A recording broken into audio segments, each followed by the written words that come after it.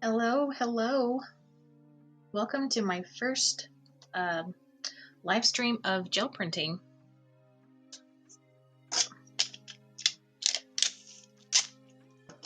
Gonna try to get some of this extra paint bit stuff over here.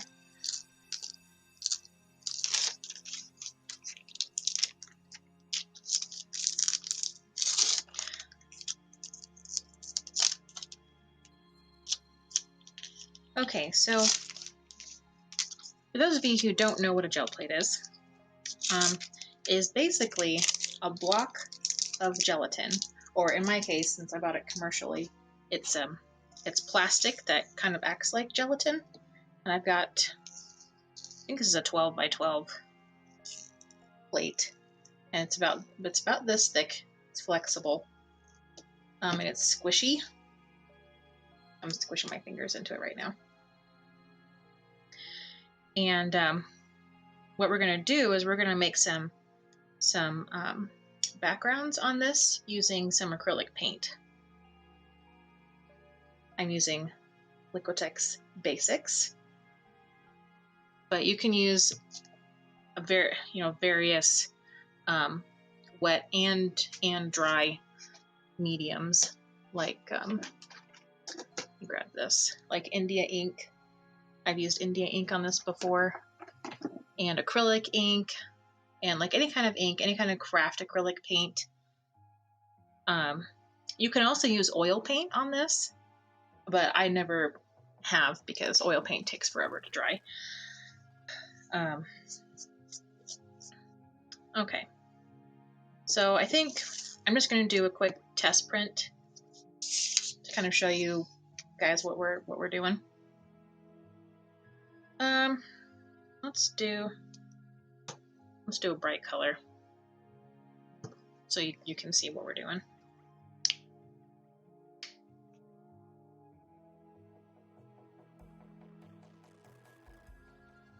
I'm gonna put a little bit of paint on my plate here, and I've got a hard rubber brayer.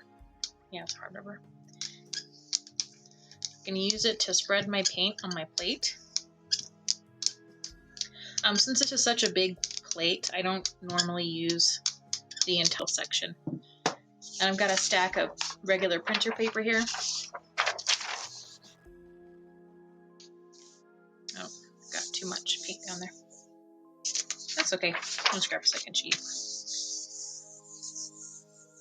Okay, so what this wet is, it's going to pick up any of the paint that's dried onto the plate when I pull the paper off. So you might have noticed that there were bits of dried paint over on this section, and it picked up, like the paper picked up the wet paint, and it also picked up some of the dried stuff that it's been on there. But it didn't pick up any of this. That's wrong. That paint might have been too thick on there.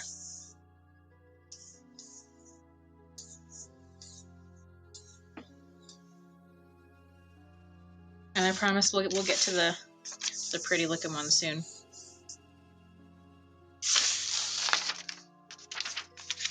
Okay, so this stuff that didn't come off, this paint had already dried, and I didn't have any wet paint to pick it up, which is why it's still. A popular technique for the gel plate is just to create layers of dried paint and then pick it all up as one layer at the end, which we can totally do that, and we'll just leave this on here, and it'll be on our print when we pull the last one. Okay, so we've got quinacridone magenta was the first color we used. What would be a good color to go with it? Let's see. Got some pastel colors here. No, let's go with a mid-tone color, like Prism Violet.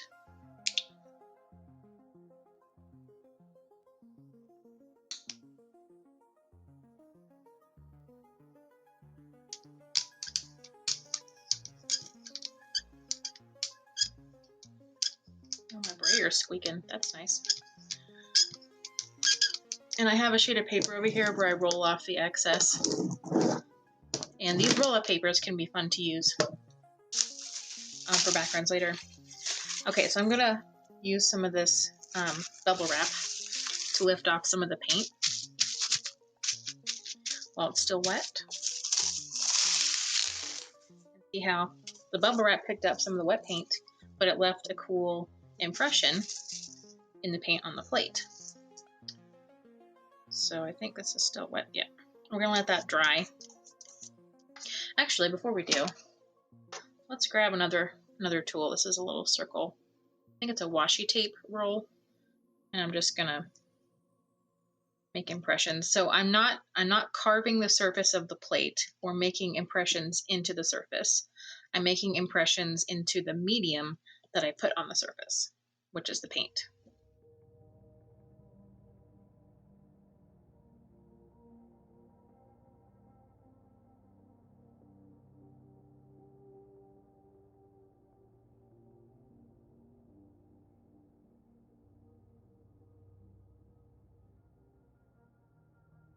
Yeah, okay. Now I'm gonna let that dry.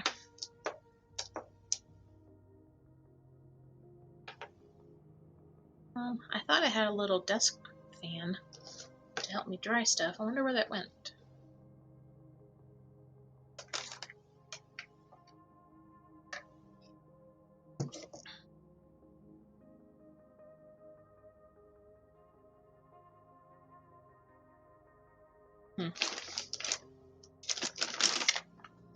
My little desk fan seems to have disappeared.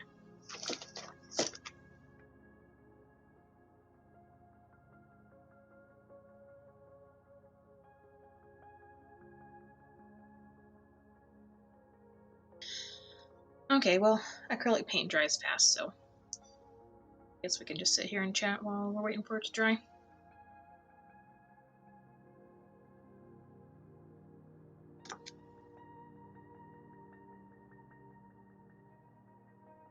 So there's a whole bunch of different stuff that you can use on a plate to make impressions. Like this is like a found texture with the bubble wrap.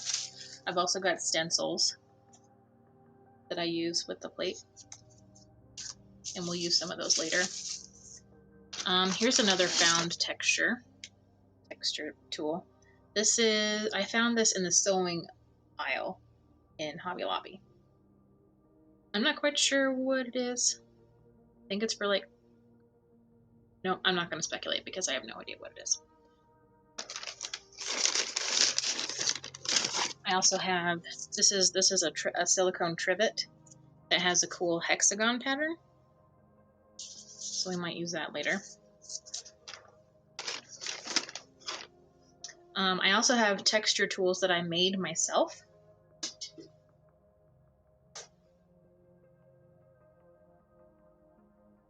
Like this one, for example. These are little wood laser die cuts that I found in Hobby Lobby, and I just glued them onto a sheet of cardboard. So I can just press it down.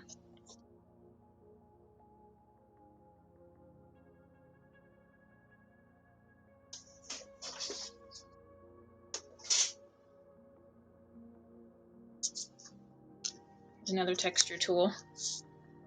All corrugated cardboard that I painstakingly took off the top layer and glued them onto another piece of chipboard in this pattern. So there's a lot you can do.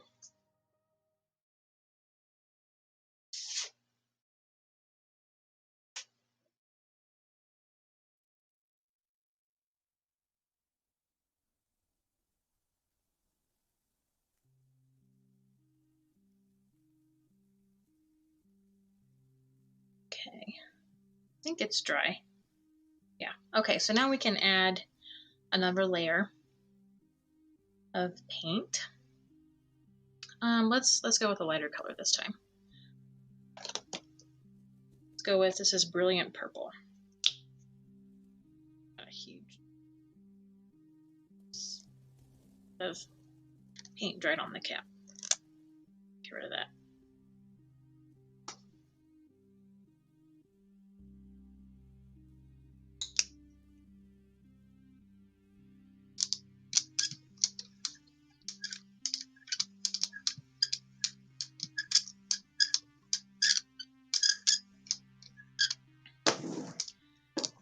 And if you're building up layers like this, you want to have each layer be really thin. Like not so thin that it like dries before you can do anything on it, but thin enough that you can see the design underneath, like see the layer underneath it.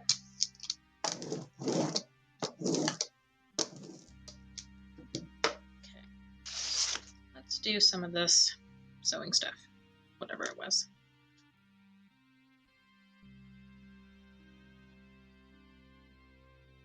That's really subtle. I don't know if you guys can see that.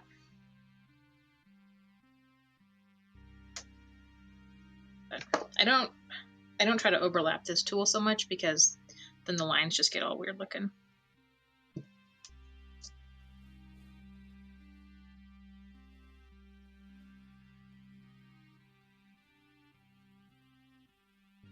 But we got some cool, like a big circle or some big circles here on the corner.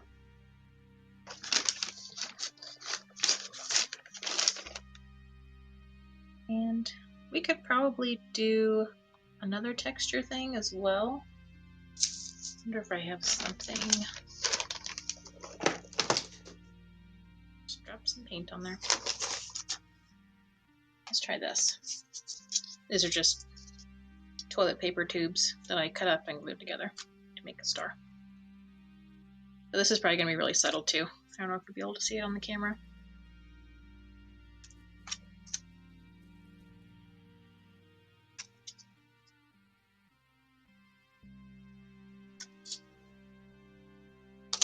Okay, now we gotta let that dry.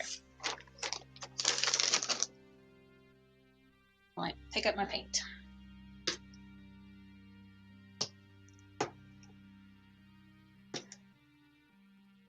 So I've got some music playing in the background. I can't hear it, but you guys should be able to. So let me know if it's a good level.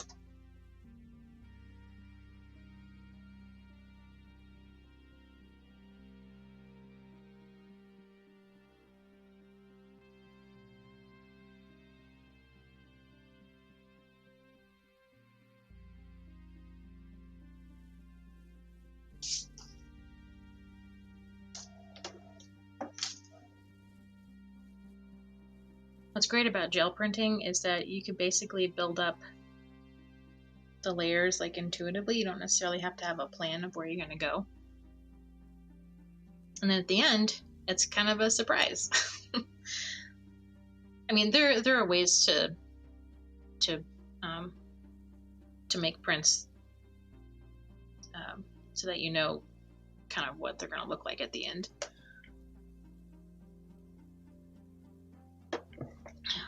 But the neat thing about this is, unlike doing a linotype or like a block print with linoleum, that you can use the same techniques and tools over and over again, and even the same colors, but each print that you pull is going to be different. They're all going to be unique, which is why it's called, the prints that you get from this are called monotypes, because they're special.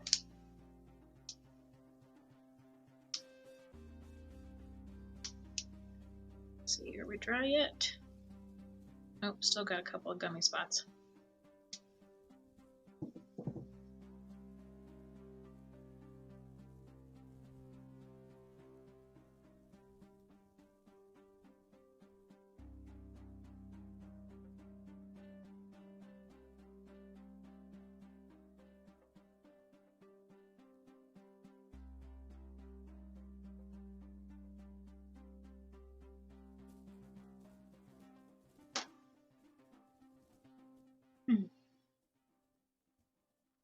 I just texted my husband and asked him to bring one of my little desktop fans in here.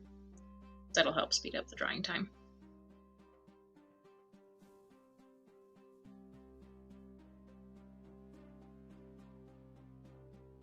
Like the outside will dry pretty quickly, but sometimes like the middle still gets kind of gummy.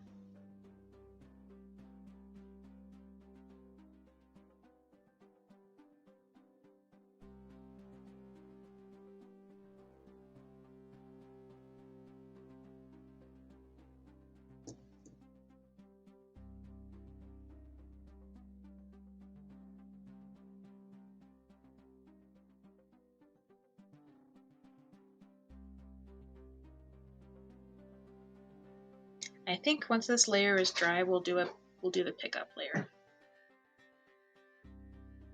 There he is. He has my fan. I usually set it right here in the corner. Is there a plug-in? There is.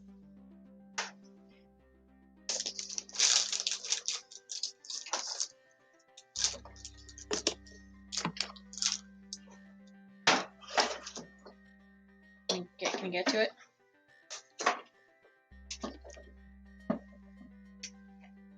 There you go. Thank you. Oh, it's kind of loud. I apologize.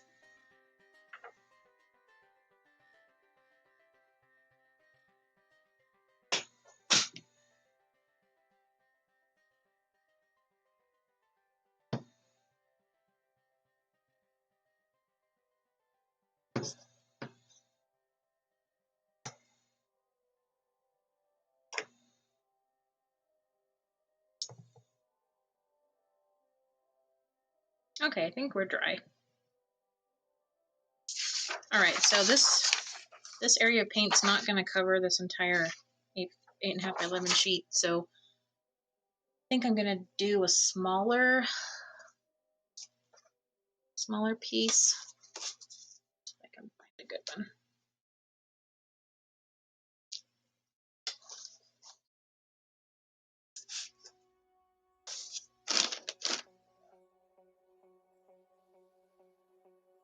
I should have pre-cut some paper, didn't I?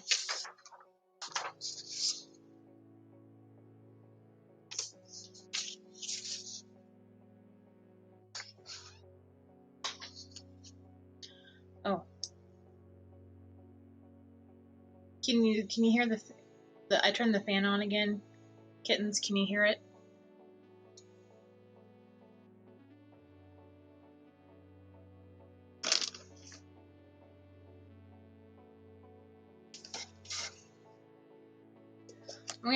I'm gonna turn these papers down real quick. You cannot hear it. Okay, that's good.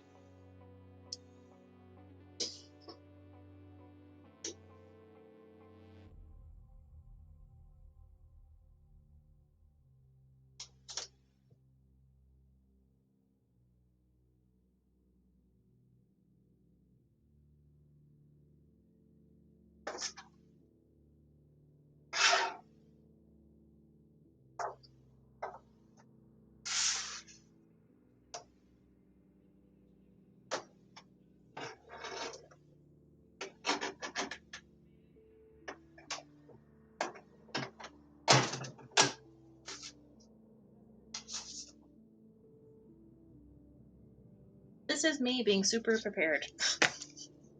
And I'm pre-cutting my paper.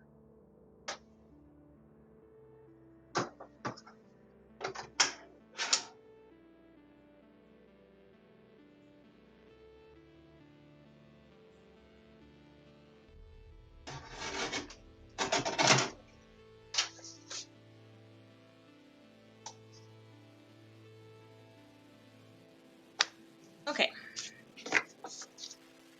Now we've got some cut sheets to work with. All right, I'm going to pick this up with some iridescent white.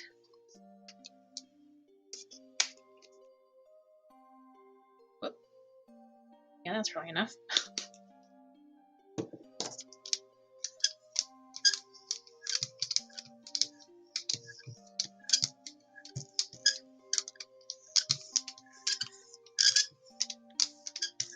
Okay, so while this paint is still wet, I'm going to put down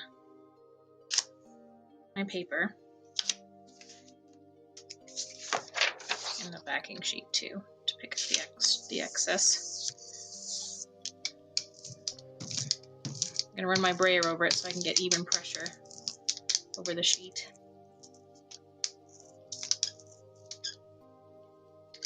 Oh, I should probably use a clean brayer for this. Oh well, too late.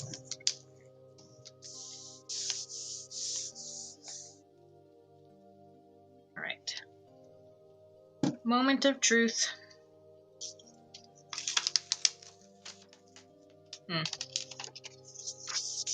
It's been a while since I've gel printed, so it might take me a few prints before I get back in the hang of it. Okay, that's not super impressive. Hopefully this one will be.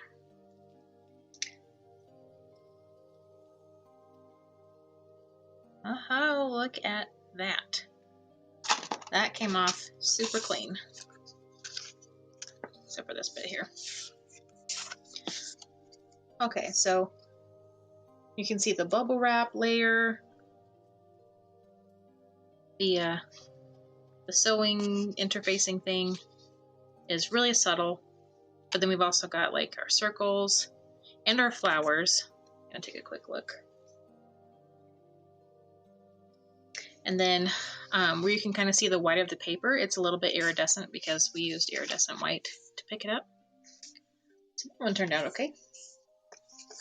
I'm just gonna set this over in a pile somewhere. Right there.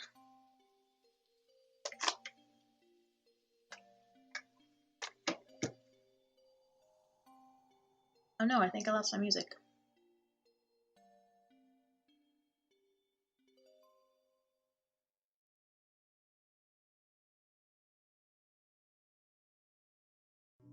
No, I guess not. It was just super quiet. Kittens, can you hear the music? I have it down really low.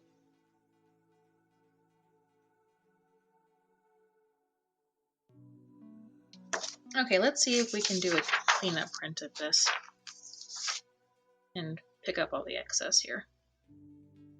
I think I'm gonna use, should I use more iridescent? No, let's use some transparent mixing white.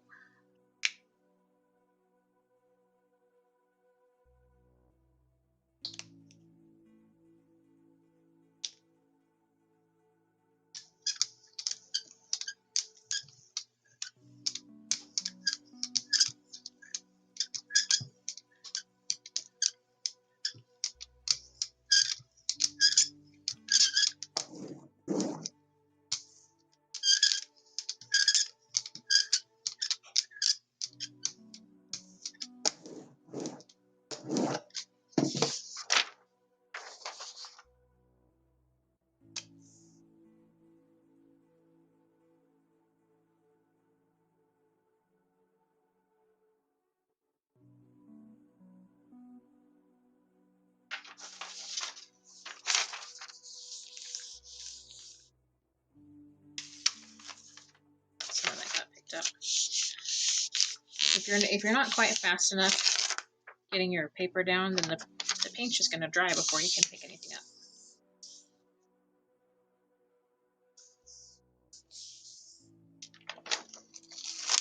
Okay, there we go. We got some. I wonder why we couldn't pick that up earlier. That's better.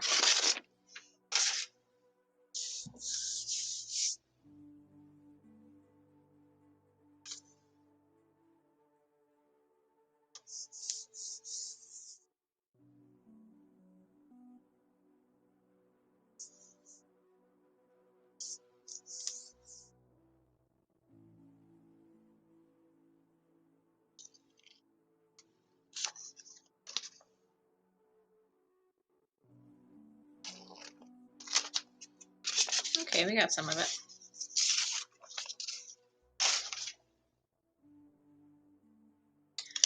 I'm gonna get the rest of the gunk off of here with some packing tape.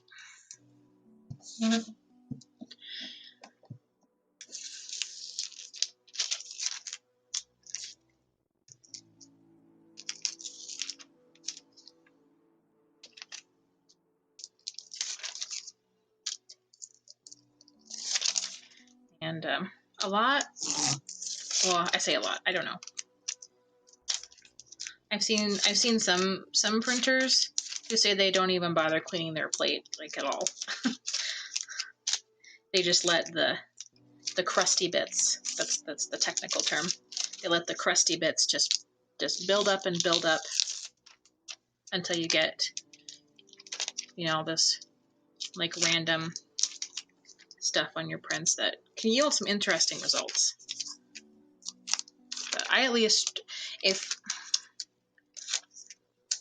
I'm switching to another color family, like for a set of prints, I at least clean off, you know, any extra color from the last set of prints that I did, just so we don't get like a random like green splotch on a red print, or the other way around.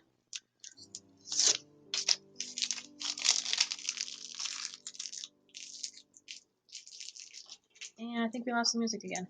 It's just so quiet. Hold on, I'm gonna check the music with my headphones.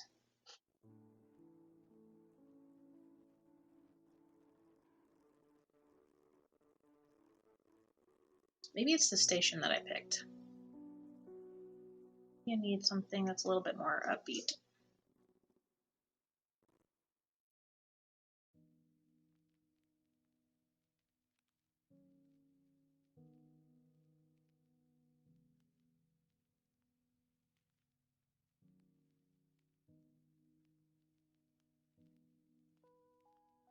Man, I can't hear anything.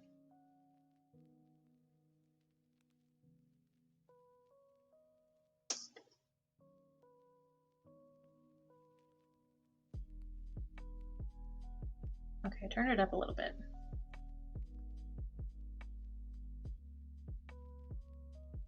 Hopefully that's a little bit louder, but not so loud that you can't hear me over the music. Okay.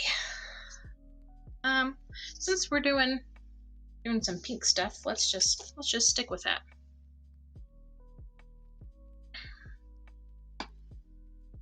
Okay, the usual process I go through when picking colors and deciding the layers is to start with my darkest layer first.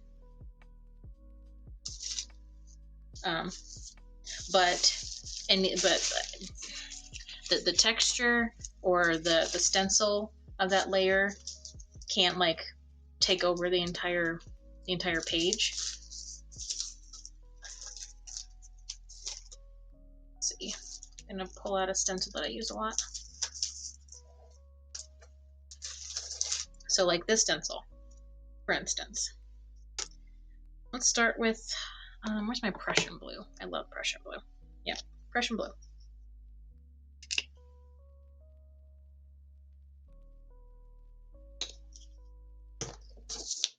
Though that's probably a little bit too much, because a little bit of Prussian goes a long way.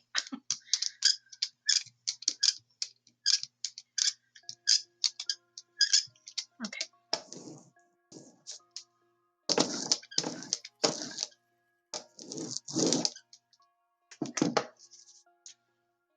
All right, I'm gonna lay this stencil down,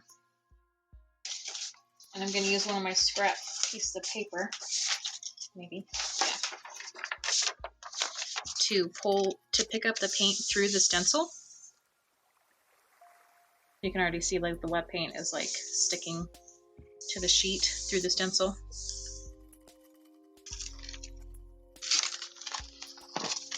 So this is the first print I get from the stencil. I don't usually use these because I don't like how they turn out. But what looks really cool is when I take the stencil off. I've got this cool, like, I don't want to say like a ghost image, but like the stencil lifted some paint and the paper lifted some paint. So like the lines are a lot more crisp, like the lines of the stencil are a lot more crisp. And that's what I really like.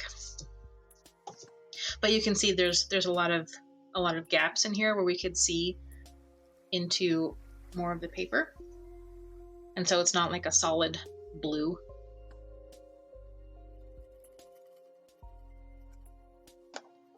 Let's maybe we could go crazy and mix a couple of colors.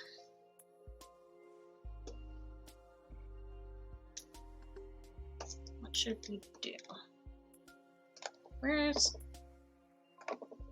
Oh no, where's my... There it is. Okay, I was looking for this one. Let's do... No, I don't know about those two. Let's do this purple again. These two colors look actually really cool when they mix together. So what I'm going for with this next layer, so I should probably check to make sure it's dry. Let's run it through the fan.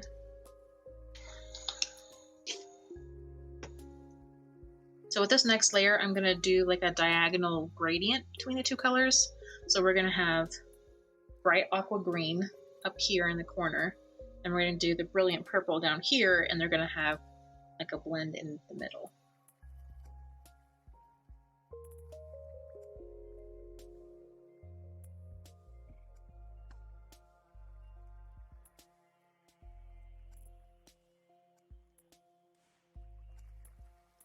Assuming that it's dry. Yep, got paint on my finger already.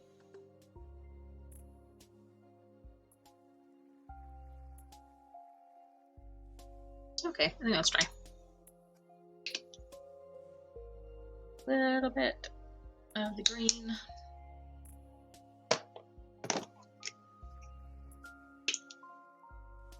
A little bit of the purple.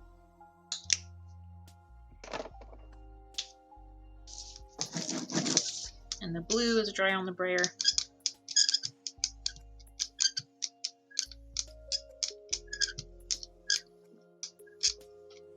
Okay, now we're about halfway in there.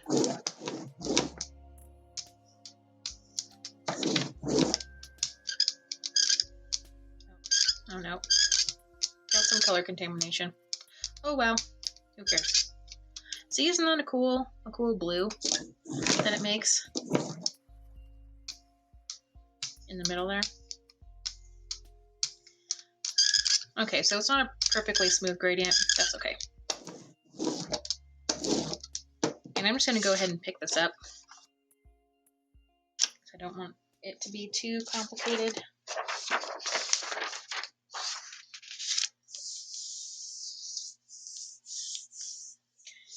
And one thing I like about doing this, like picking up this way with the smaller paper and then the bigger paper, is that when we pull the bigger paper up, it's going to leave a void where the smaller paper was. And if you can get it lined up, you know, just right, then it kind of looks like stationery.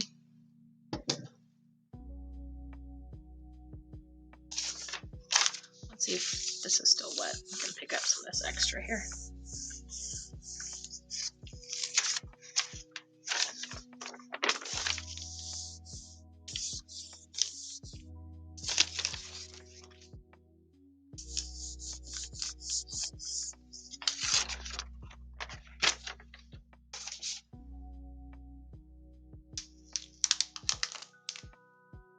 Wrinkles. Oh well. See, like this. So like if we had done more like designs like around the edges and stuff, then it would be really cool like stationery paper. I could like scan this into my computer and adjust it so that the void is lined up properly, and then I could actually print it and use it as stationery. That'd be kind of cool. I'll put that to the side. All right. Let's see how this one did. Oh, snap. That looks really cool.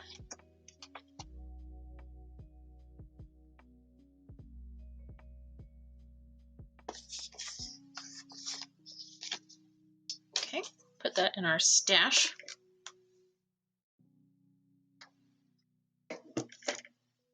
And let's pick up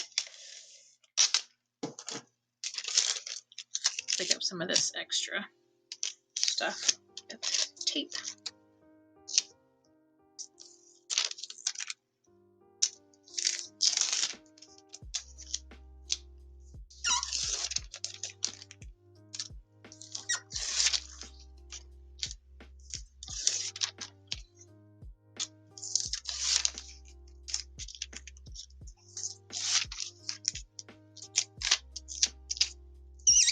Oh, sorry. Tape's kind of squeaky.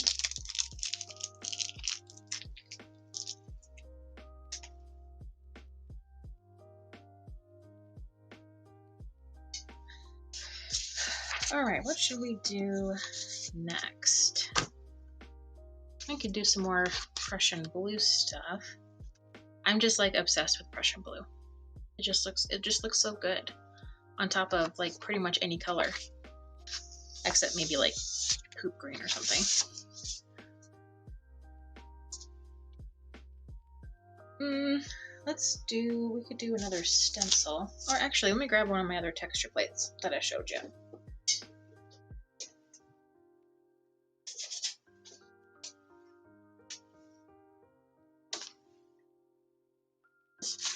We're gonna layer these up.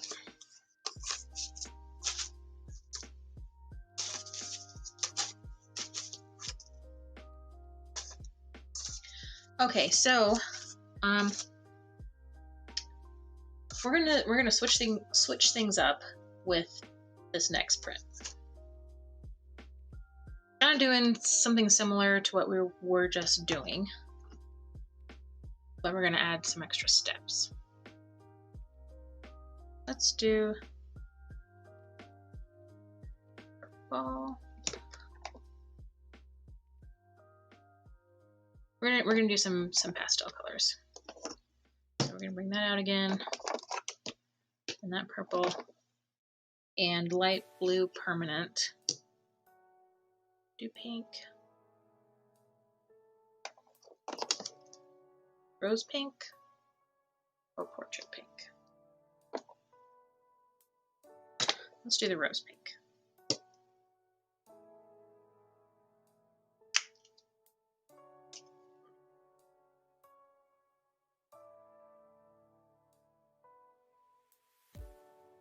Okay, that works.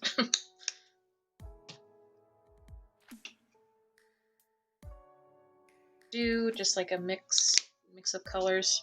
Just make a big blob, a big color field.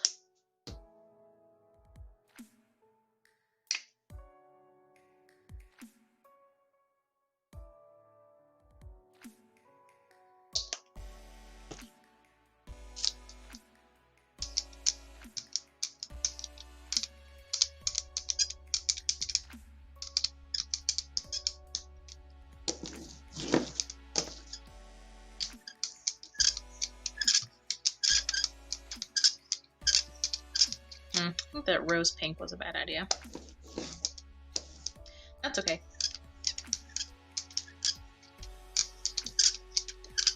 That's getting a little muddy.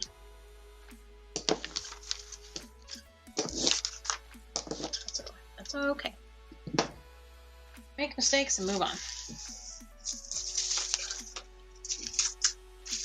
Gonna bring out our bubble wrap again. Pick some of this up.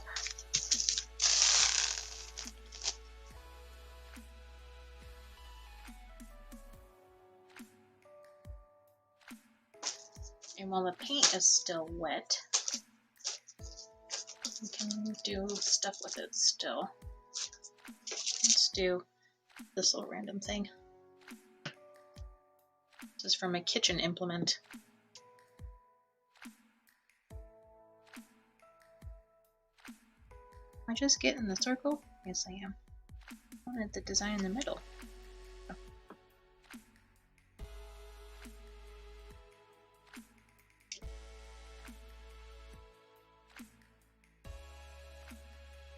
And see how it's also transferring wet paint from this little circle thing onto the plate too.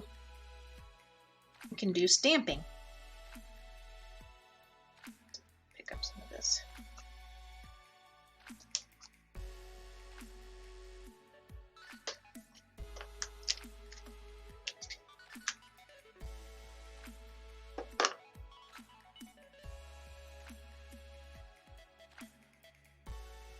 Okay, we'll let this dry. Though I think this might be a little too gooky, too thick.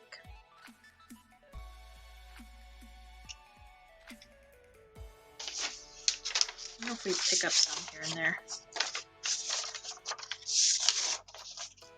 Yeah, I'm just letting the paper like skim the paint to pick up any like extra goop. Because if the paint is too thick, we won't be able to pick it up later. Okay, let that dry.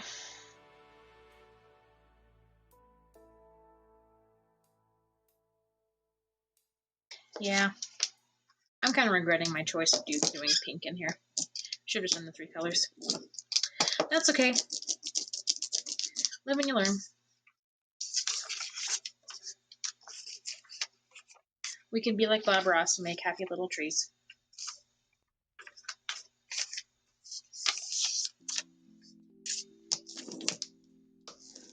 Just getting the extra paint off of my brayer while that's drying.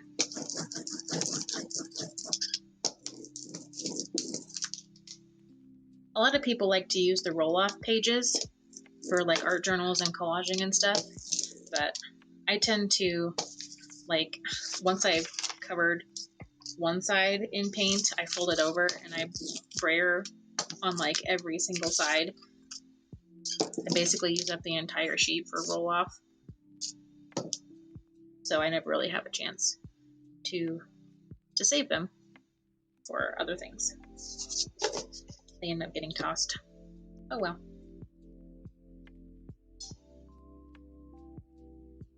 Dry. Getting there.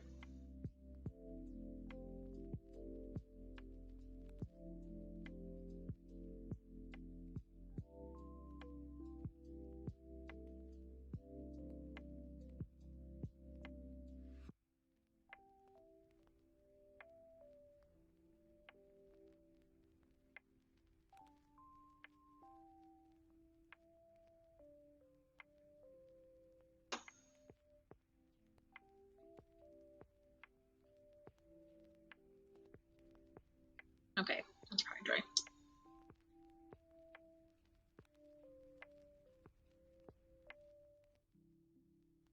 All right.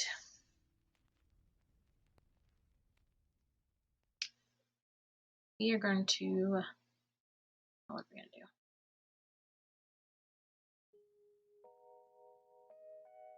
I guess we can do our pickup. Yeah, another color. It's transparent. It's real pink. Okay.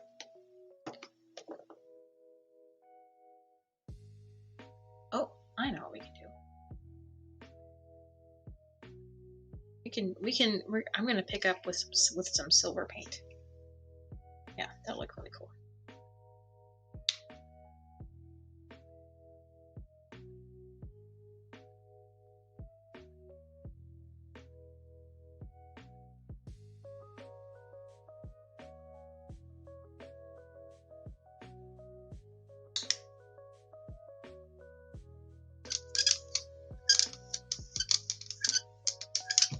Okay, so the silver might be kind of hard for you guys to see on camera. It's pretty transparent.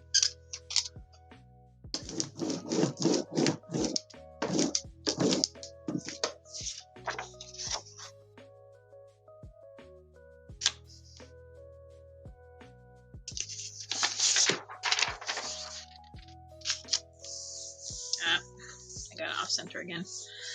Oh well. I have another brayer. Where is it? There it is. Okay, this one has a bunch of paint on it, but it's already dry. So we'll use our clean brayer to roll it.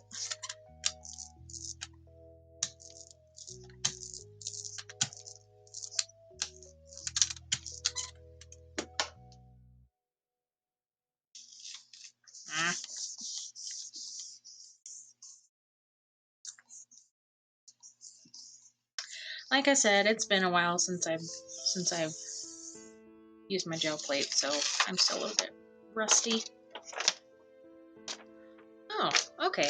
So that color combo didn't turn out as bad as I thought.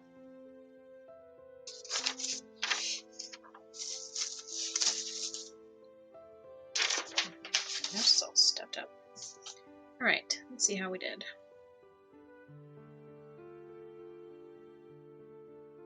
Oh, it's kind of cool. And see, we had some extra bits of Prussian blue left on there that got picked up. And let me see if I can see the silver. Yeah, the silver is there, but it's very subtle. Okay, so now we have a cool looking like background texture. I'm going to set that to the side for a minute. And maybe I should try to pick some of this up before I do more. Nah, we'll leave it on there for now. Okay, so we're going to use this, and we're gonna print on top of this print that we already took. So I'm going to take a darker color. Do I have? Let's see, that's translucent. I have something similar that's more opaque. This is opaque. Dioxazine purple.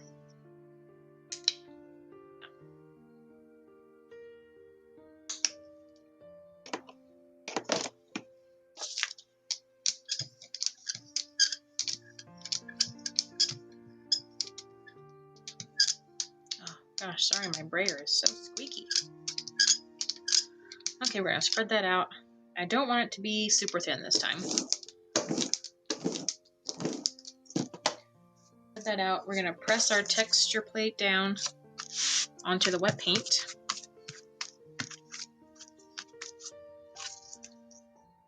Ah, we got a void there. Dang it. That's okay. So now we have all these cool like gear designs in there, and then while this is still wet,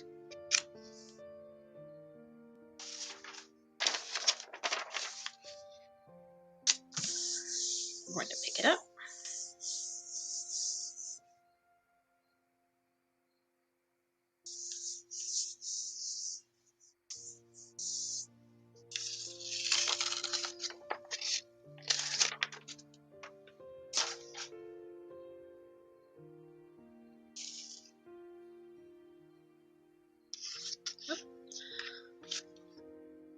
So now we have some of our texture background showing through the gears here. But now that I'm looking at it, probably should have used like a more open stencil for that. That's okay. If you don't make mistakes, you don't learn. Okay, well that's probably not true. What I was trying to say was learn from your mistakes. Oh, but look what cool stuff we got on the tape.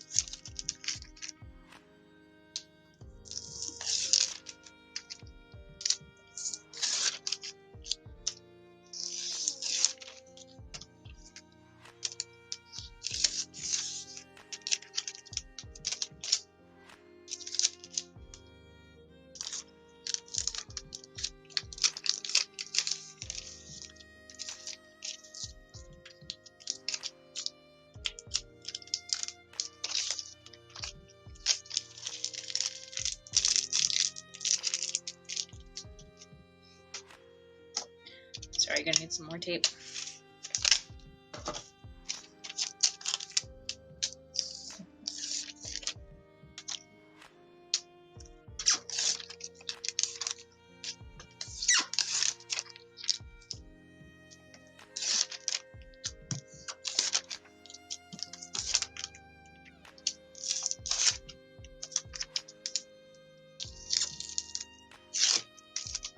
It's probably good for right now.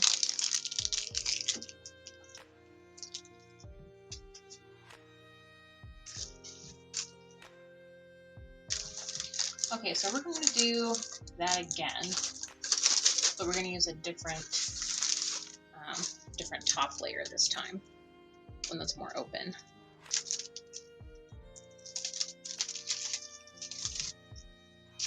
Oh, my stencils are all stuck together.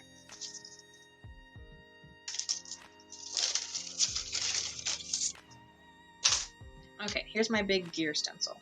We're gonna use that.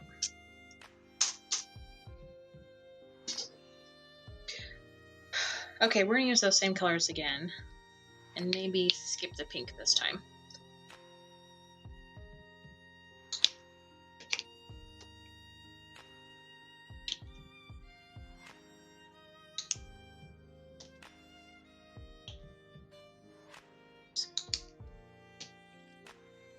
Had to have double purple.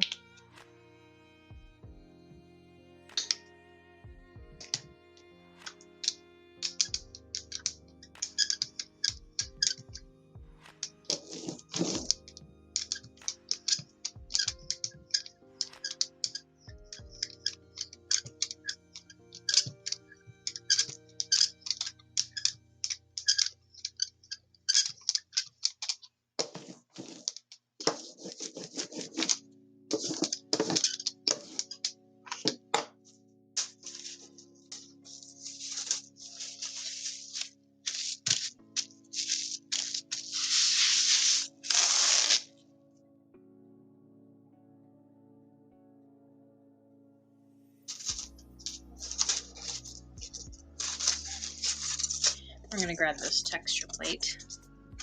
And let's go this way.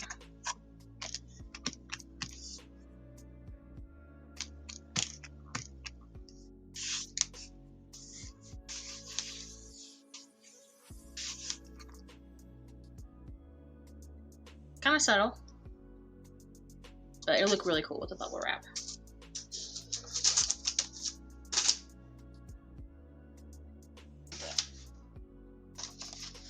I need to grab some of the extra paint because it'll be too thick.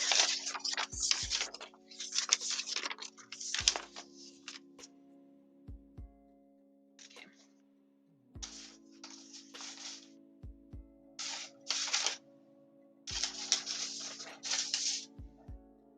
All right, I'm gonna turn the fan on, let it dry.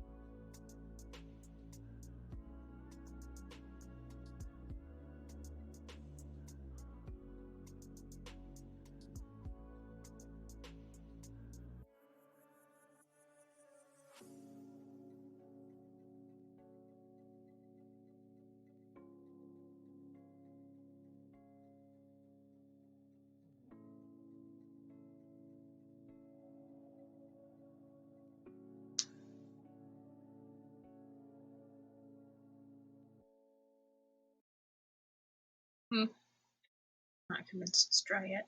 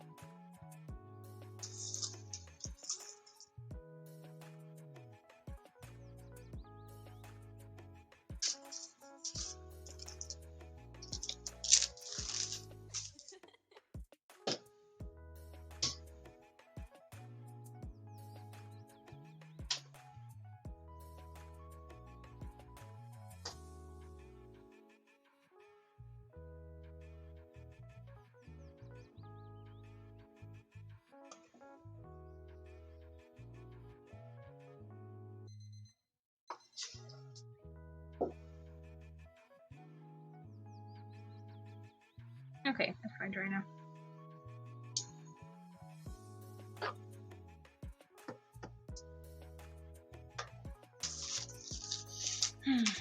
I just realized that what I was planning on doing is not going to work the way I wanted it to.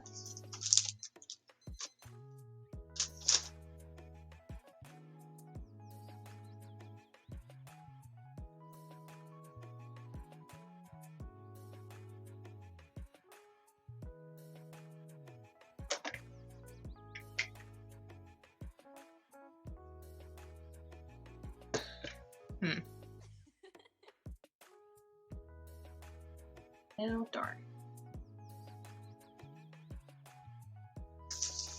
That's right.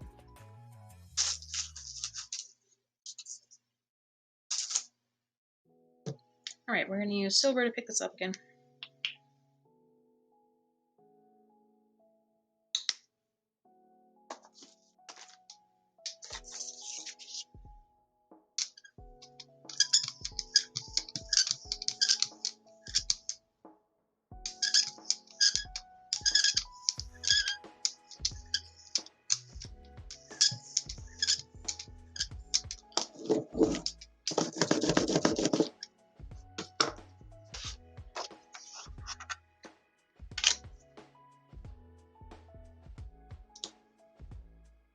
Ah!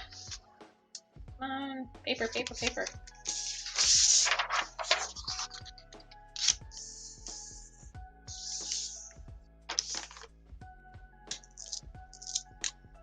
Oh, darn it.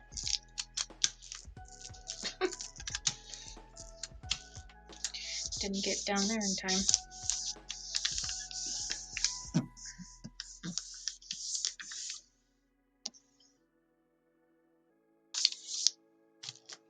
Oh well. Probably going to be hearing that a lot in this stream.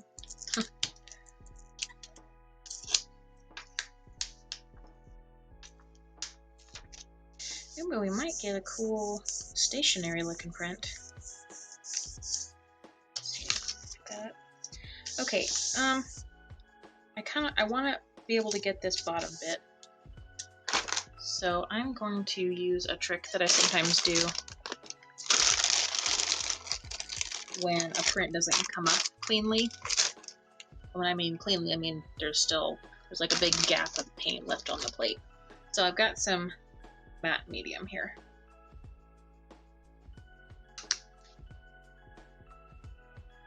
Put some on a little cosmetic sponge. Too much. Yeah. I'm going to dab it over the area that I want to pick up so that there's wet paint on it again. And matte medium is basically just paint without any color.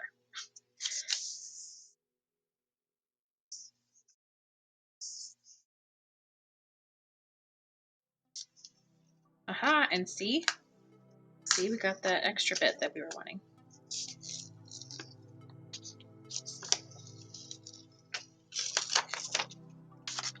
See if we can do it again.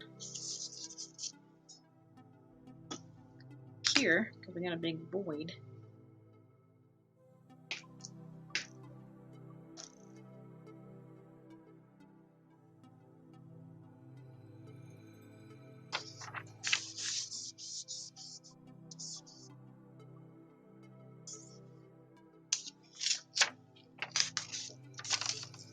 See, and we got it. But when you're doing that, it's best to like not pull the paper all the way off. That way you can like put it right back down to where it was.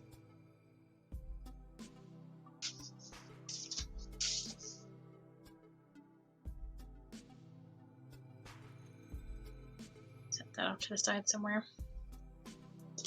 All right.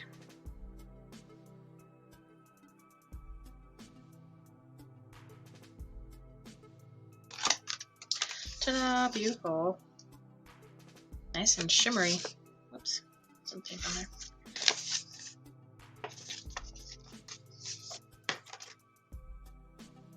Okay, I don't think we have any extra bits on here, so we can go ahead and use the stencil.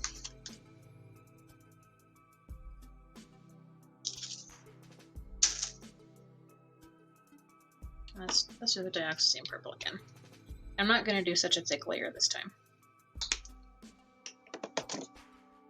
So since we're using a stencil, I could have done this as the first layer of the print, but oh well.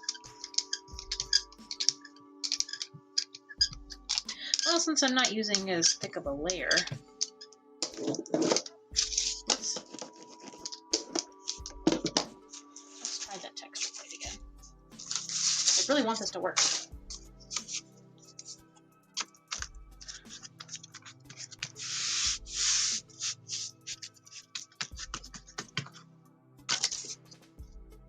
Oh, we got a void there too. Gosh darn it. Oh well. Okay.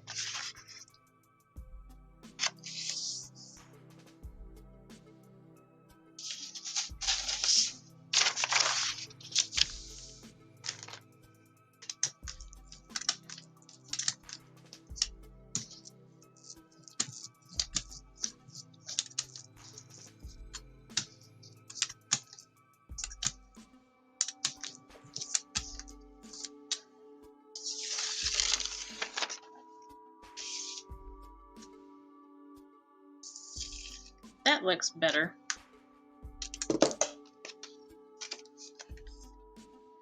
Now you can see the background a little bit better through it.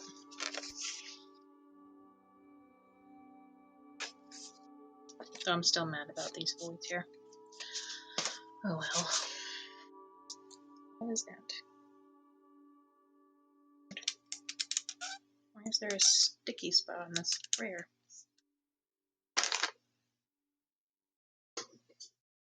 Okay, let's do some cleanup.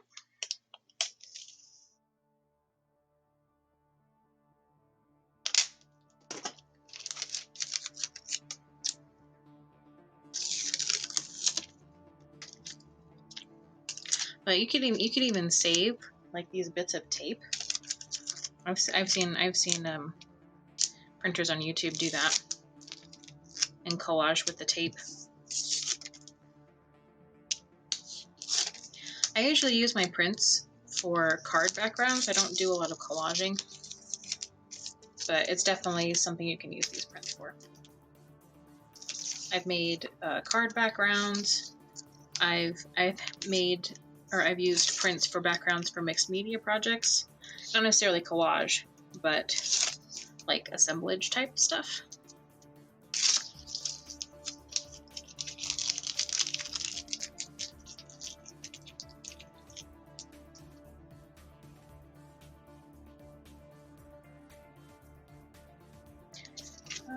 Let's see if we can just pull up this entire thing here. Grab some iridescent white.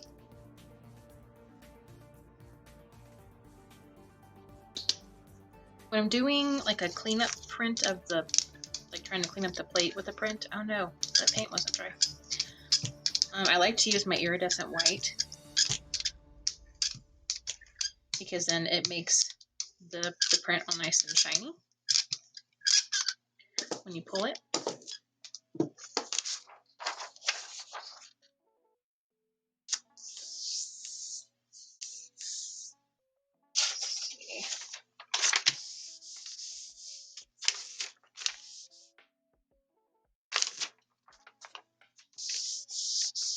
So it's probably not going to look super cool when we pull this one. Hopefully we'll get the extra paint bits off of there. So we can move on to something else. Yeah. See, and it's got like a purple tint to it because the purple paint on the sprayer wasn't dry when I rolled it on.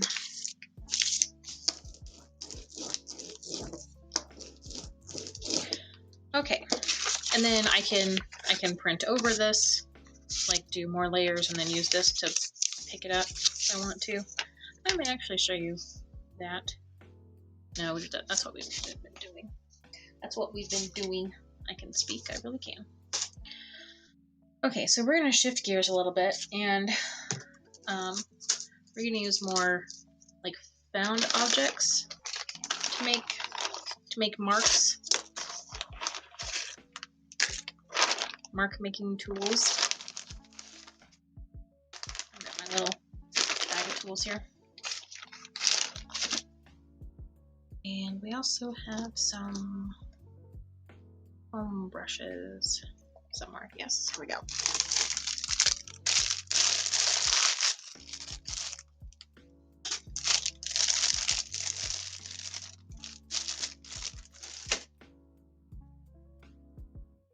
Okay, so instead of doing a solid color layer, I think I'm just gonna do like a bunch of random stuff. I'm gonna have like colors over here and pick up with my tools and put paint on this side and pick it up. Maybe I'll do this side because this side has colors I like better.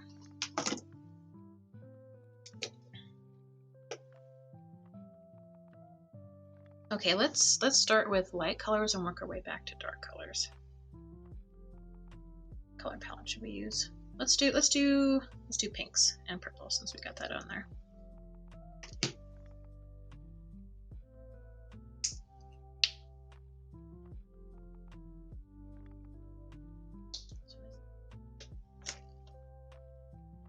Got my foam brush here.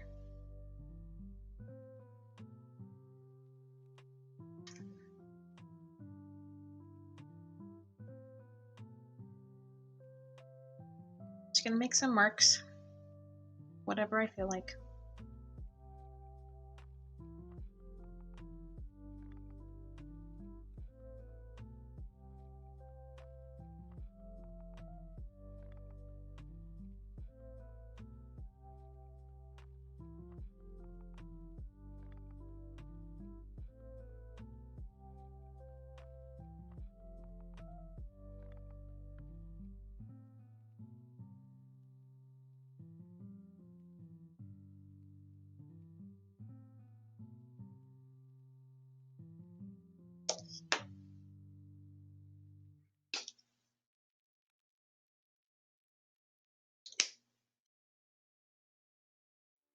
So I guess what I'm doing is I'm using these tools to stamp the color on here. Where's that little thing? There it is. Got my little washi tube here, washi tape tube.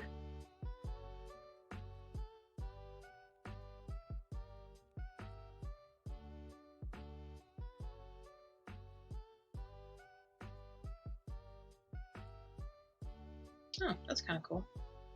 I have it up going diagonal here.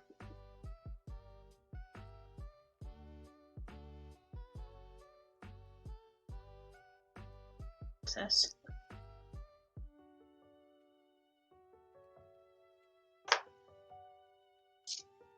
Then we can do some bigger circles with this leftover tape tube.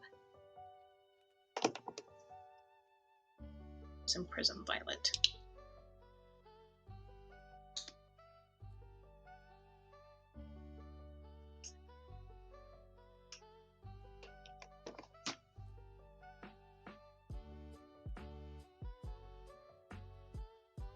All over.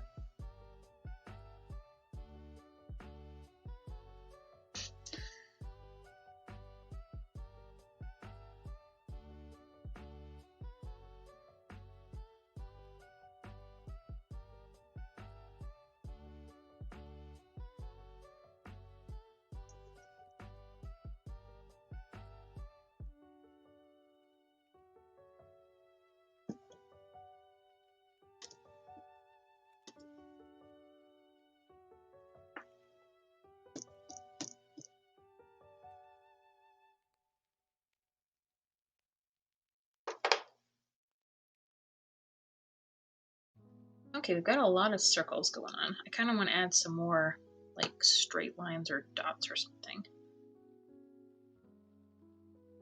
Where's my little something to make dots? Should. Can use like the tip of a can use the end of a paintbrush.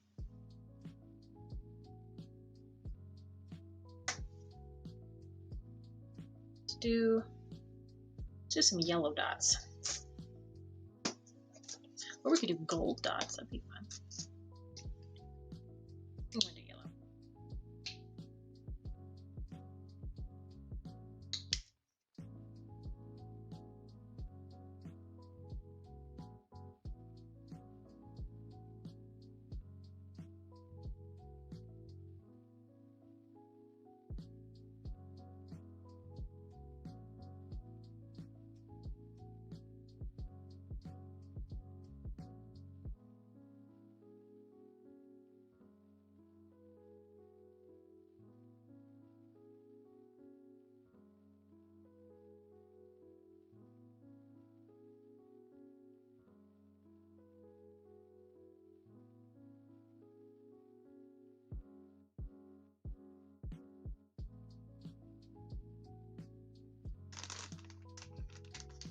A wet wipe here.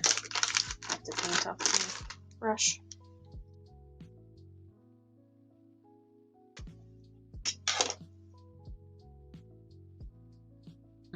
What else should we throw on here?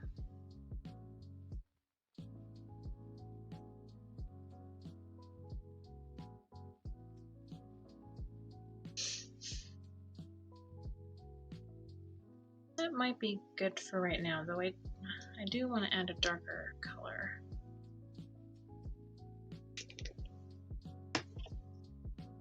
Like the dioxazine purple. Oh, I have so much yellow over here. Wow. It's a waste of yellow.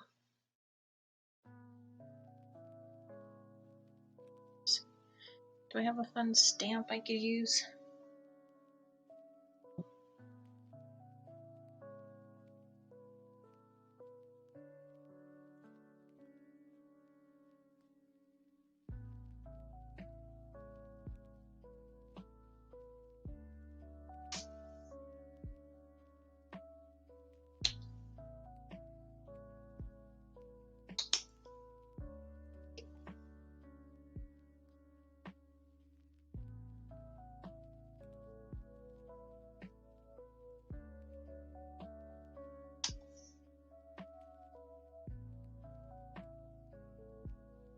Mark with something.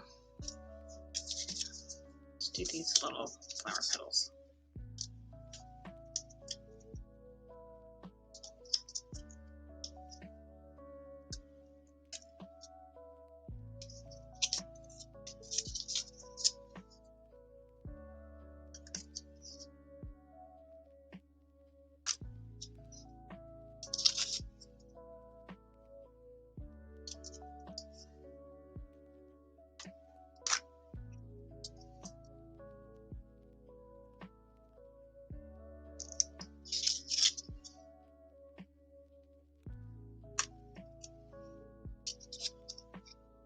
Okay, so I'm gonna let that dry. We're gonna pick it up.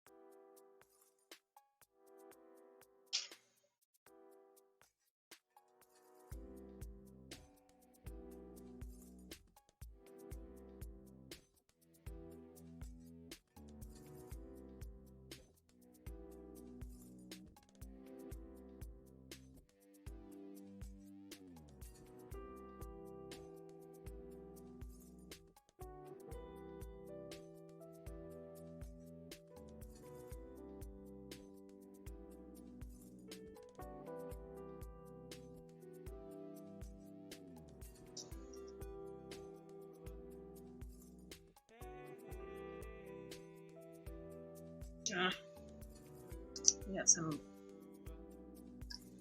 goopy bits that haven't dried yet.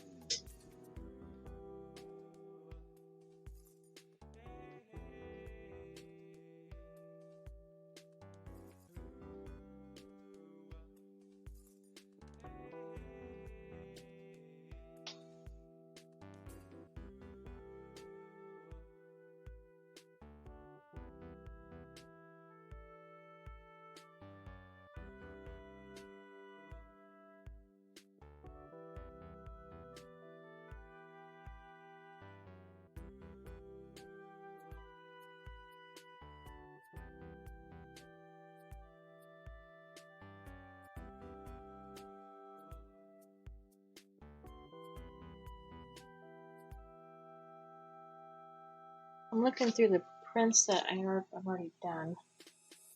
See if there's one that we could use for the pickup. But I don't see any that would be appropriate for these.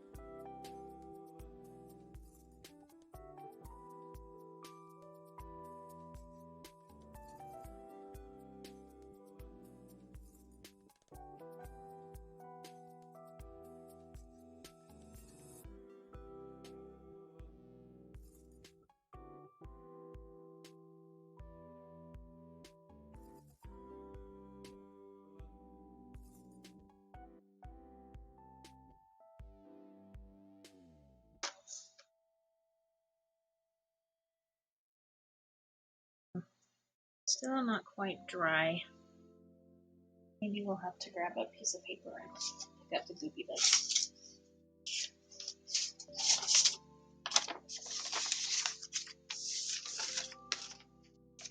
Yeah, see there's a goop.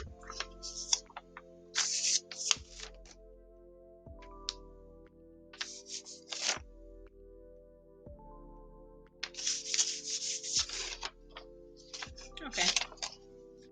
Still got goop. That's better. It'll dry a lot quicker now.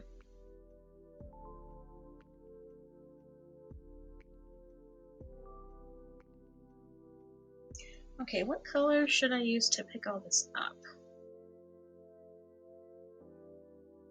Got a light pink there. You do iridescent white again. Silver. Could do blue. Or the aqua green.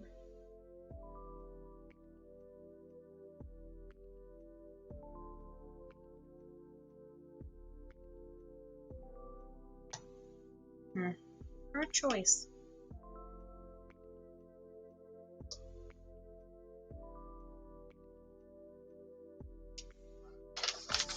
I could do a pickup onto colored cardstock.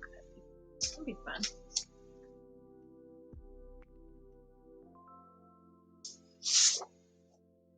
Could use craft cardstock.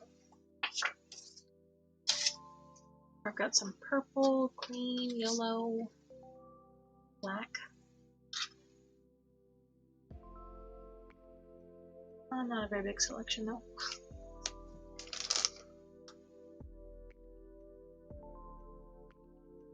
Okay, it's probably dry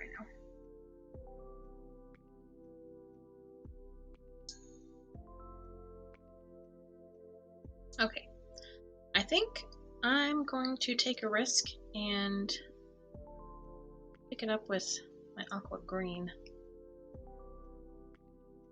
I'm really worried about that. Blue might be better.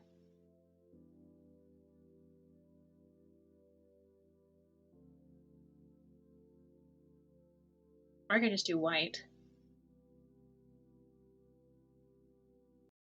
I'm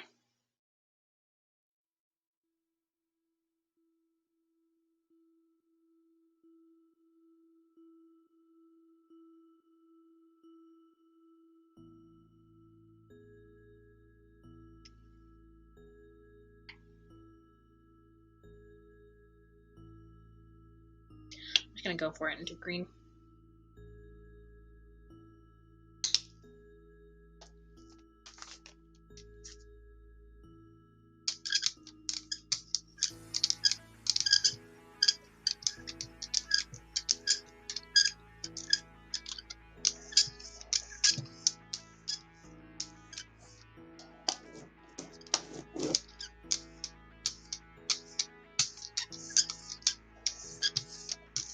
Okay.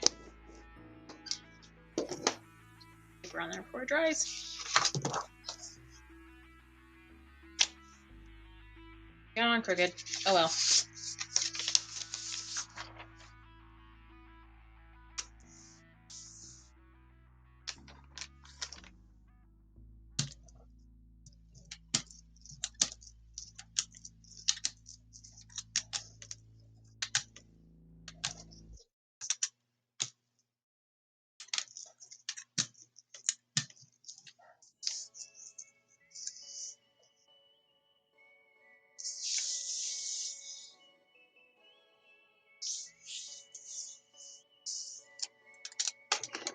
Alright, let's see how we did.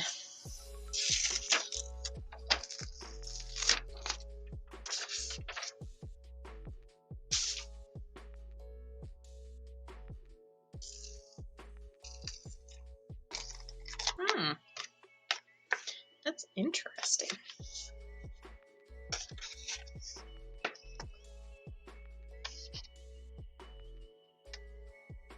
We still got a lot of crusty bits down at the bottom. Oh, but we can pull a ghost print now because there's still like kind of an after image of what was on the paper.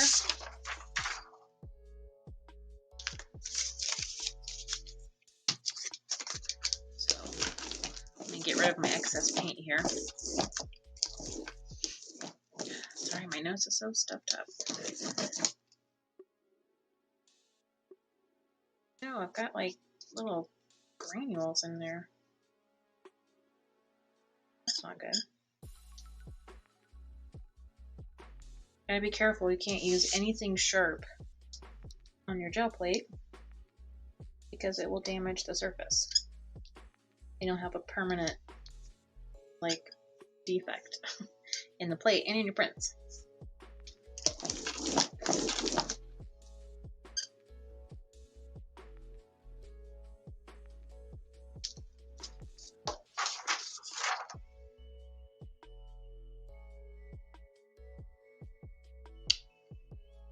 Just gonna grab some white again.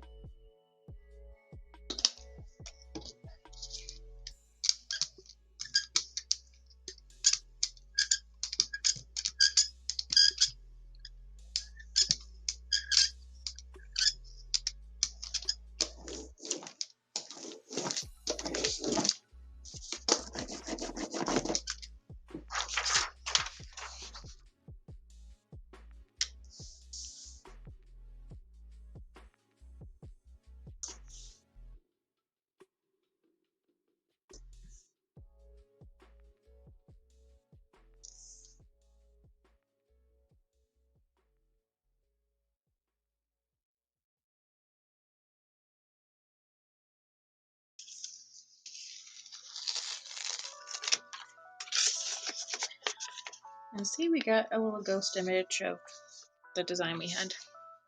And it's all shiny. Still got some bits. Clean that up.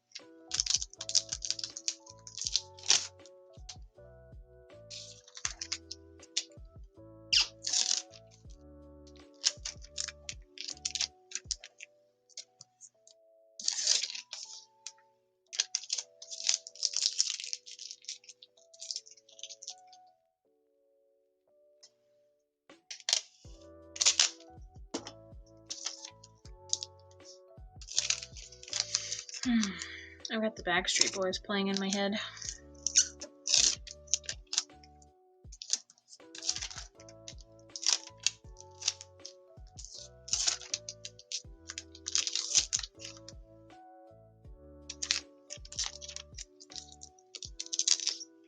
Okay, that's probably good enough, right? That wasn't completely dry. I think once these bits are dry, then we can clean them off.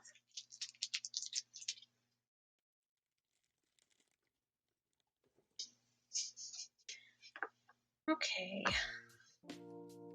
let's do. Here's the print we just did.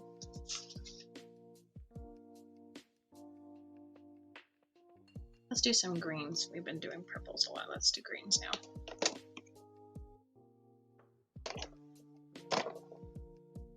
Pinks away.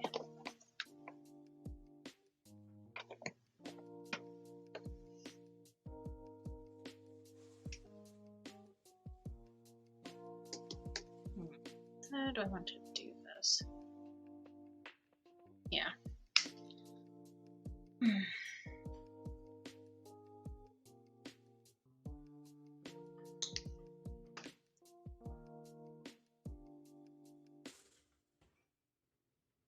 Everywhere.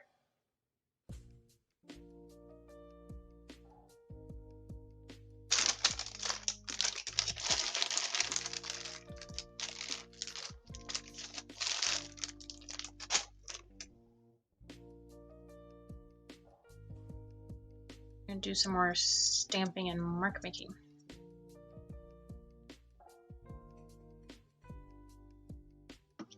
this from earlier. But I need more paint.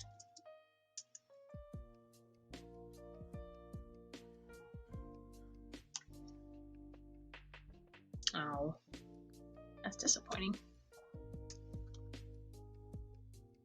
Can't quite get a good impression. I don't want to press too hard because I don't want to get into the surface.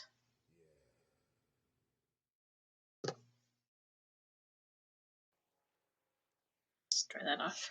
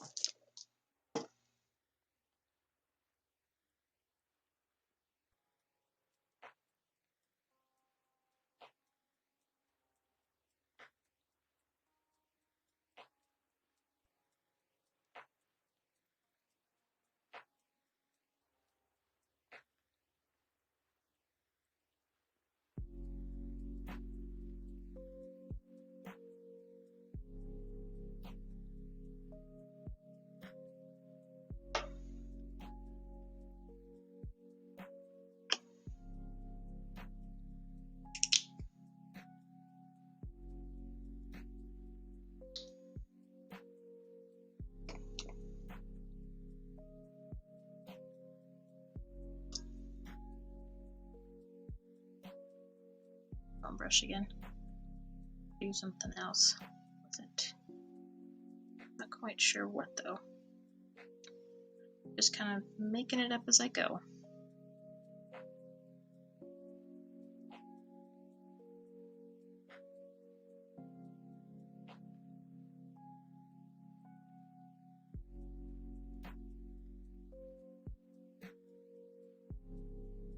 Like, I could spend hours doing this, making hundreds and hundreds of prints.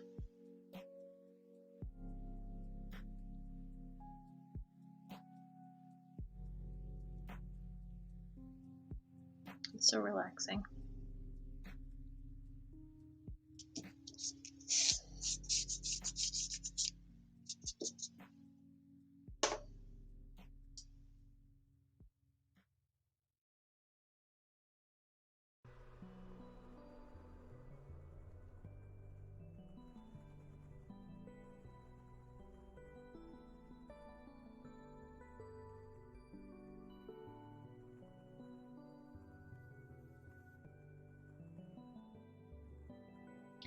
Okay, so we're I think I'm gonna combine some stuff.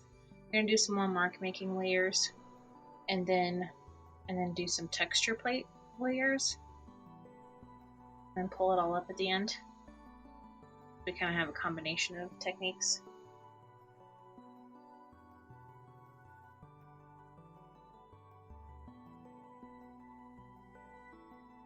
I think wonder if I can make a time to do the gear stencil.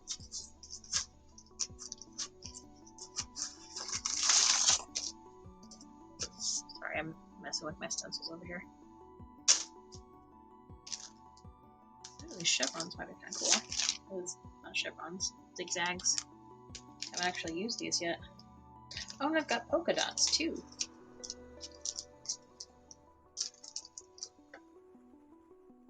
Ooh, I've got a hexagon stencil.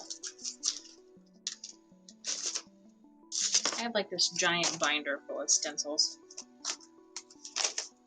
I need to like take an inventory so I know what I've got.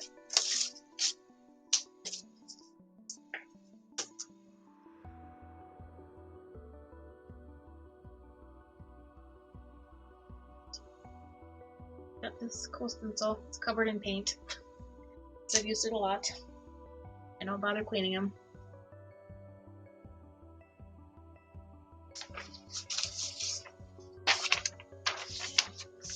Gonna pick up the goopy bits. Dry. Ugh. Okay. Oh! Playing the waiting game. Waiting for it to dry.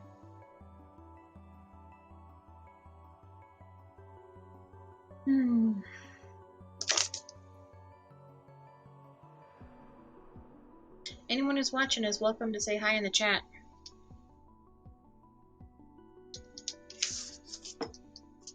As you can see, there's quite a bit of downtime while the layers are drying.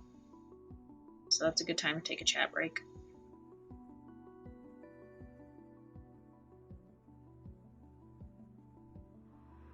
Can I get a drink of water real quick? Meadowlark, hello! Welcome to my stream. Thank you. This is my color palette over here. These colors are dry. So I was using them earlier. But doing some green stuff over there. I think it's about dry. Yeah. Okay, I think we're gonna use this hexagon stencil, and maybe I think I was thinking of doing a lighter green or something. Let me get my little pepper here.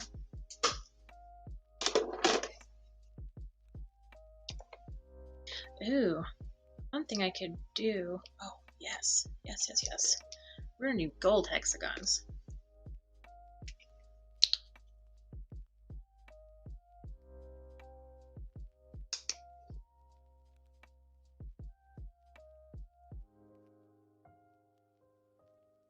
I put too much paint on there. Oh well, that's okay.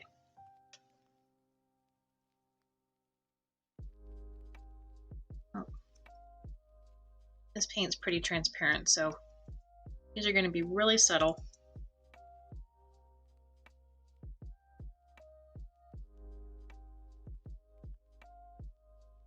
Okay, I need to think about where I'm putting these.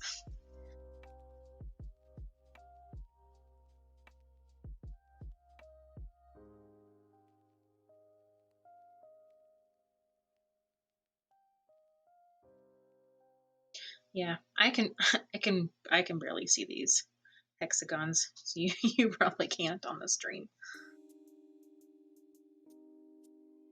But when we pull the print, they'll probably be more visible.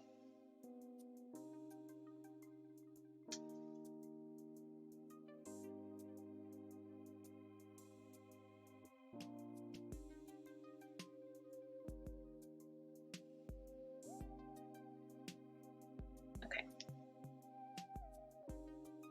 We're gonna that. Yeah, I can see them on here if the light hits them just right. They're very faint. And I had this huge glob. What am I gonna do with that? I suppose I could roll it out behind these colors.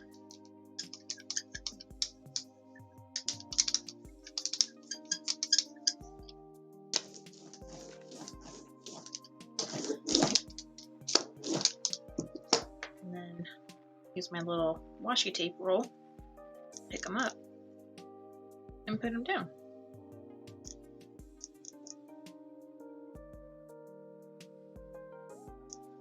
So we'll have some gold circles in here too.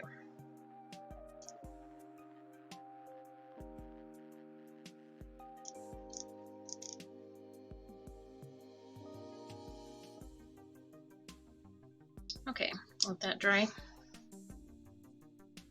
So, Meadowlark, how's your day going?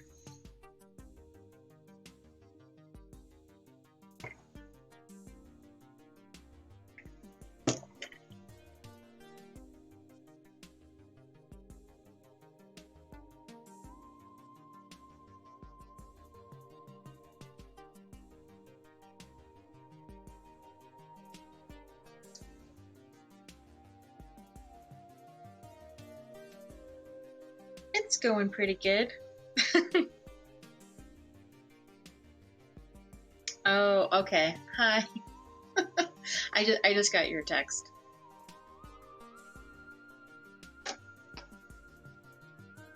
I figured it was you, ma'am, but I wasn't sure.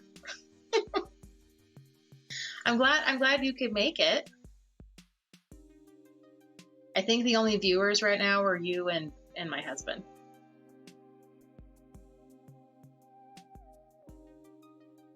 Unless I'm mistaken. It's fine. It's fine, don't even worry about it. Okay, I think that's dry. Okie dokie. Now we're gonna do some texture plates.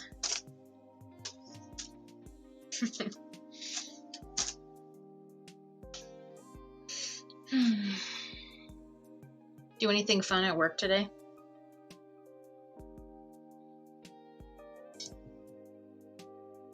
Do this one.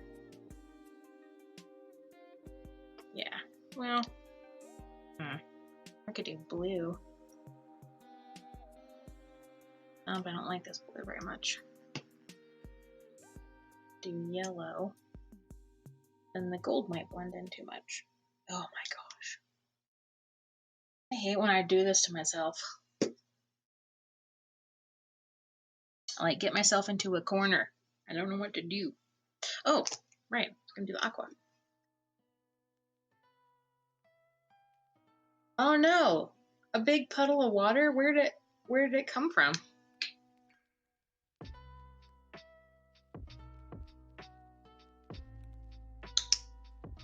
From snow or rain or overflowing toilet?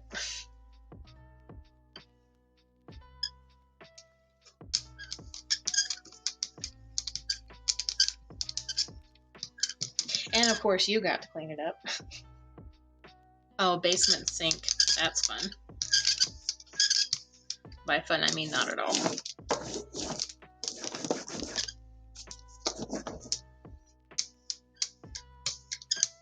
I think I put too much down. That's okay. I have to make it so that I can see the design underneath this layer of paint. Otherwise, it'll be too thick. Okay, I think that's good. And I've got my little cardboard texture plates that I made here. You got to use your mop skills. Well, I think you're a person of many skills. You can just add mop to the list.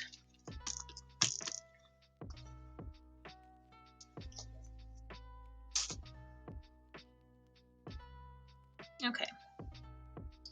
So we're gonna let that dry.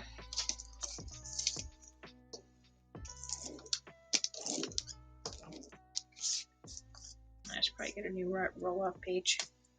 This one's getting covered.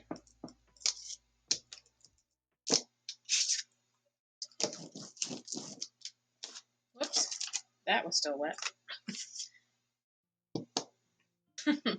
Thank you. I try.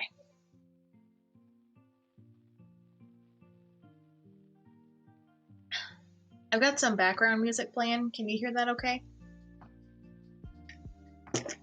I'm kind of worried that it's like too loud or too quiet. I don't know. But let me know if you can hear it okay or if it's too loud.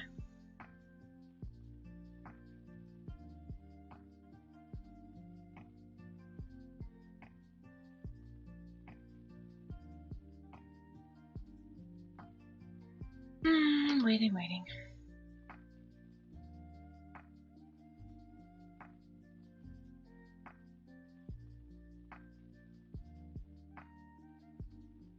Perfect volume. Okay.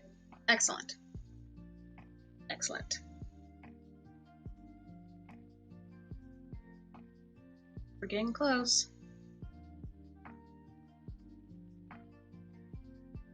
So now I'm not so sure about those bright green blobs I put in the earlier layer. But oh well, I guess we'll find out what it looks like whenever we get around to that. Okay. I think we're gonna pick it up now.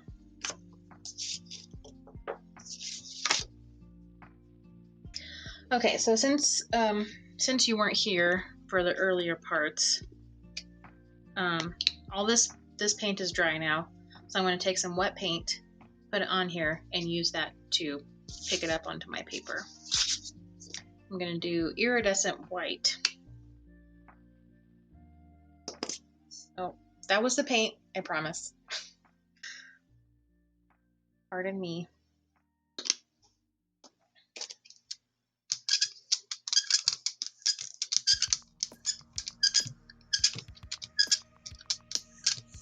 Okay, and I gotta be fast while the paint's still wet.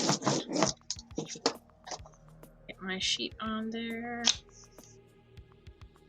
And extra paper for the extra bits.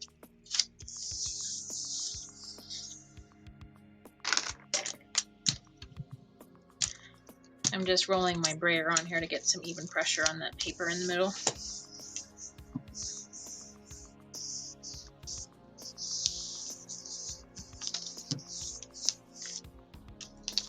And I don't think this bit's gonna come up, but we'll see.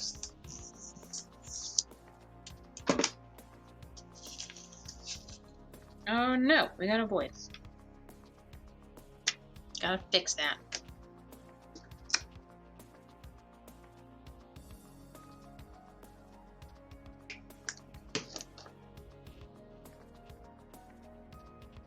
Just gonna put some matte medium right there so that it has wet paint behind it.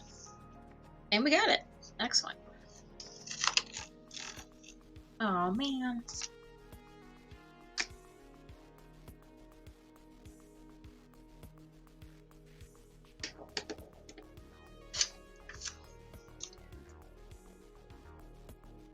But normally I'm not this finicky about picking up clean prints. But it's good practice, I guess. Alright, moment of truth. See if it looks bad or great. Ta-da! Yeah, I'm regretting those green blobs now.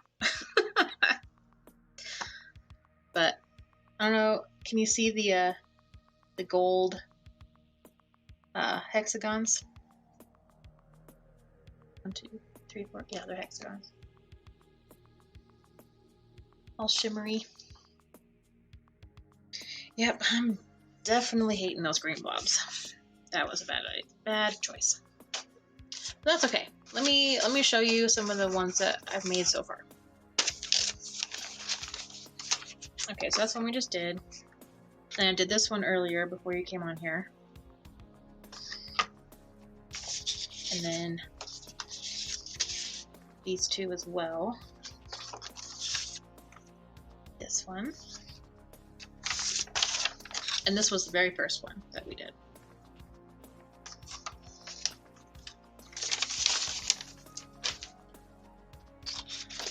So I haven't done very many prints. I've kind of been easing myself back into it because I haven't done gel printing in a while.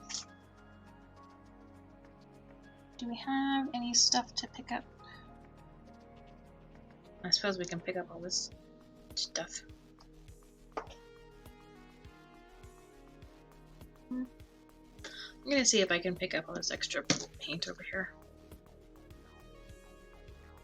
so we can have this side free.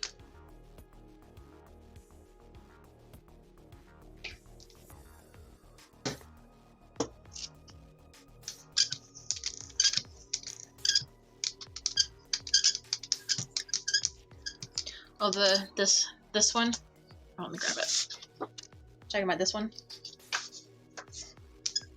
I like that one too. I usually use prints for greeting card backgrounds. A lot of people use them for collage though.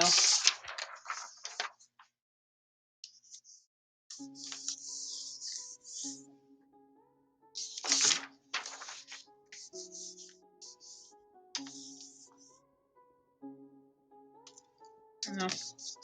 Didn't quite get it.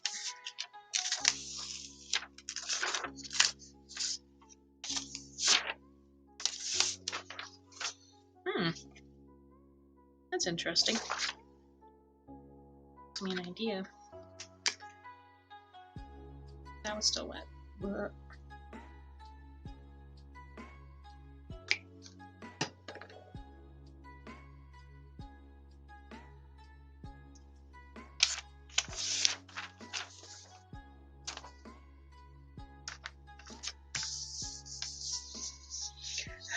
So did you guys do anything fun for Christmas?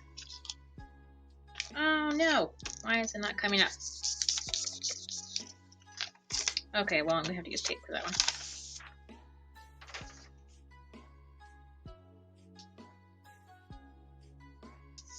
Yeah, it did turn out cool. I think I might use gold and purple for the next print. Oh no, the paper is tearing.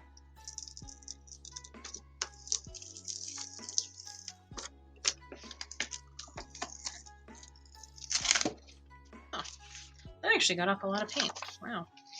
Oh yeah, see, look. Like this color looks really cool with the gold. Yeah, that'd be fun.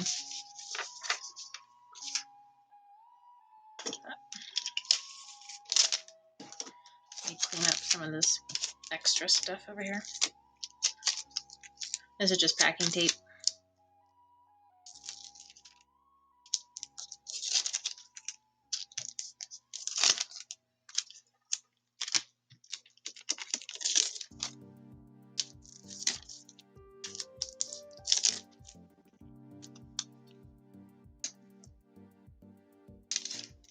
Oh, looks like a rose? Yeah, you're right.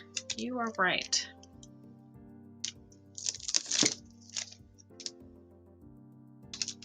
Okay.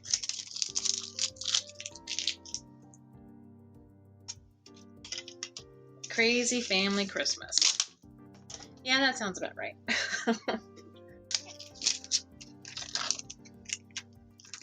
Was it a lot of going from one Christmas to another, like after another after another? That's kind of how it is for me. Got like 50 Christmases to go to.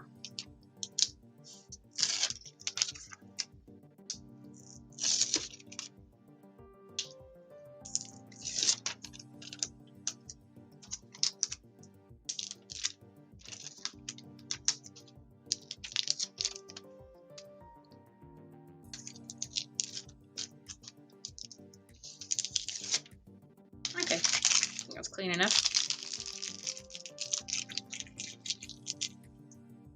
All of this paint down here is actually like on the table or on the glass. The plate is actually sort of clean. Okay, so we're gonna do something with gold and purple and this violet and purple. So how should we do this?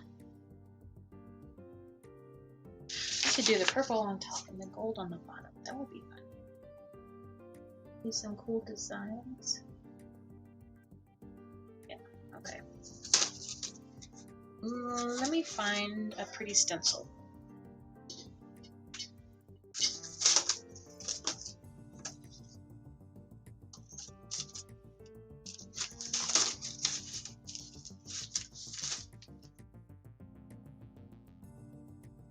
It's a long drive, 2 hours snow delay, wall-to-wall kiddos. These are a few of my favorite things.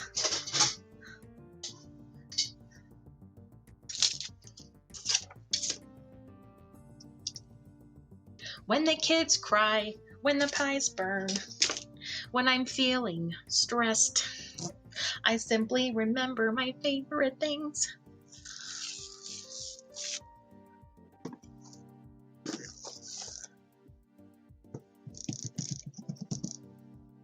And remember that I'm blessed, or something like that. Okay, we're gonna do purple flowers. Let's do dark purple first.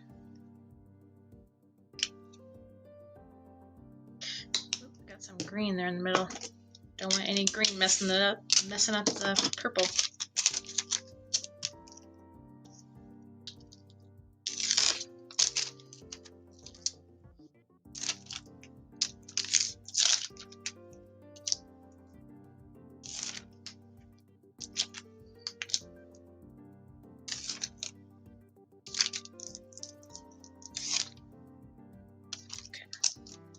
I got some bits of green paint on here, and if I leave it there, then it could get picked up on the next print.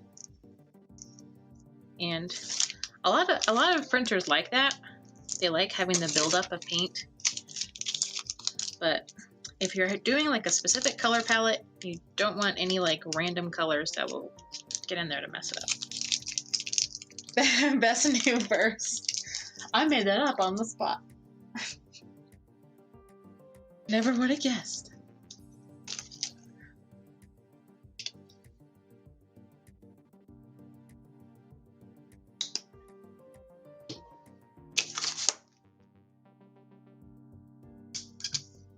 Okay, this is dioxazine purple.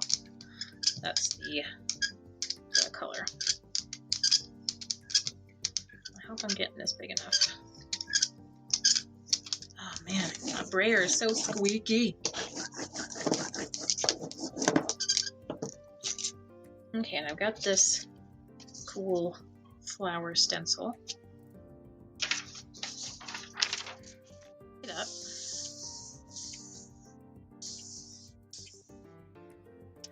Okay. This is what it looks like when you pull the paint through the stencil onto paper. I don't normally use these because they're so like fuzzy looking and it's not a super crisp image. But when I pull the stencil off, like it's a lot crisper. It's a lot more like ghostly, I guess, but you get a lot cleaner lines. Okay, so we're gonna let this dry.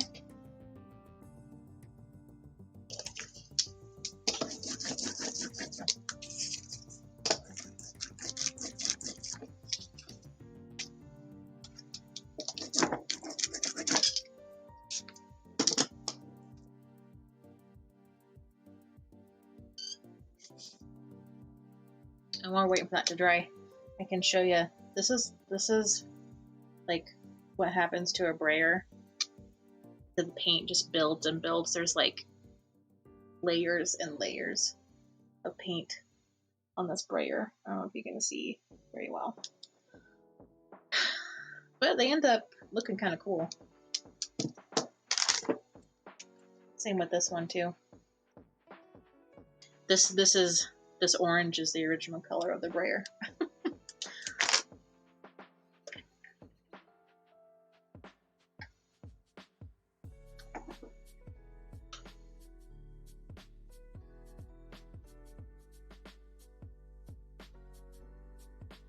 No wonder it squeaks.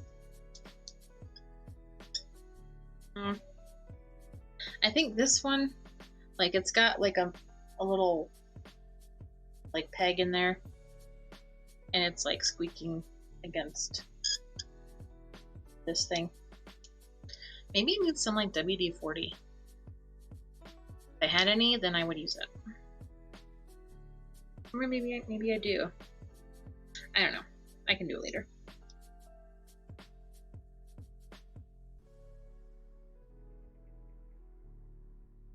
Okay, let's try. Okay, so I was thinking of doing like a solid gold in the back. That might be a little bit too much. Excuse me. So we could do another stencil or something a little bit more subtle. WD-40 for everything.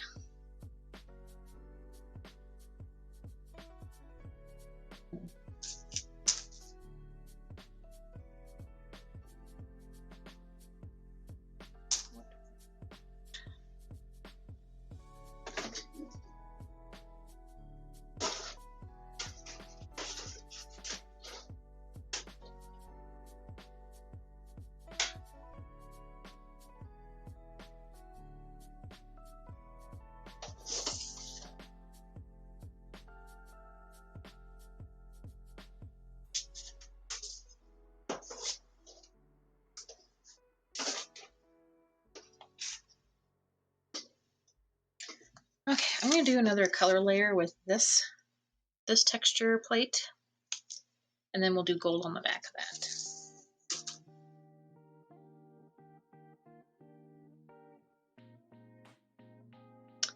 So leaves.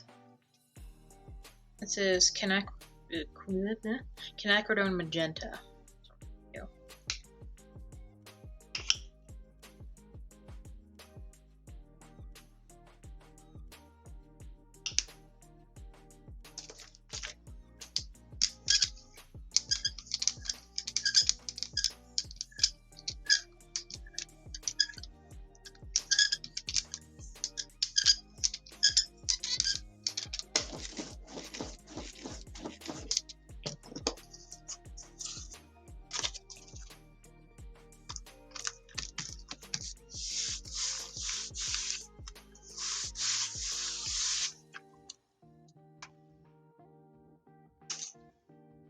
Now gonna let that dry.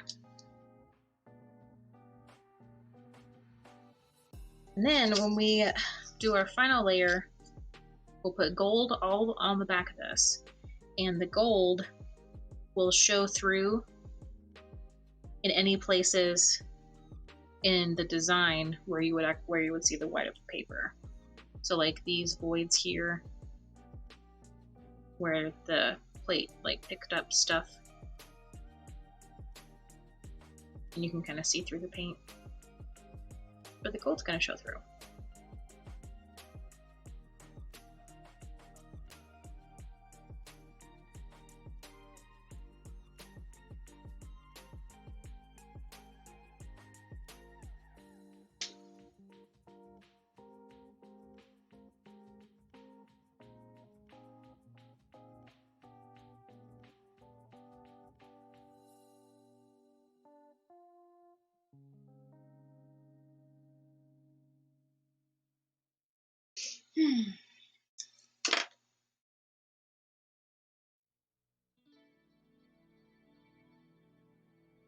That was a pretty thin layer, so we're dry now. Okay, gotta have my paper ready.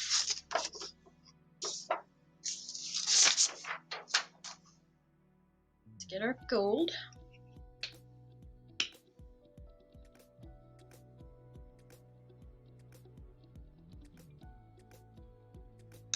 That might be much.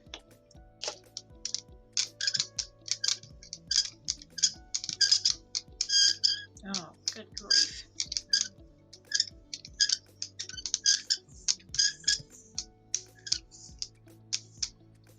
Oh man, I love gold and magenta together. It's so pretty.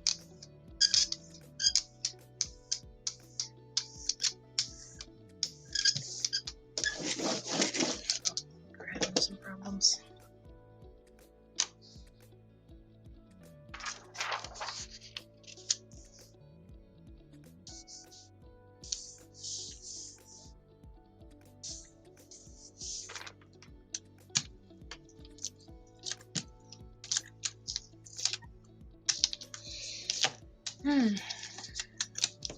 So what'd you guys have for dinner tonight? I ended up making, we had chicken tacos for dinner because it was super easy to make. Oh no, it's dry. It wasn't supposed to be dry. Okay. Matte medium to the rescue.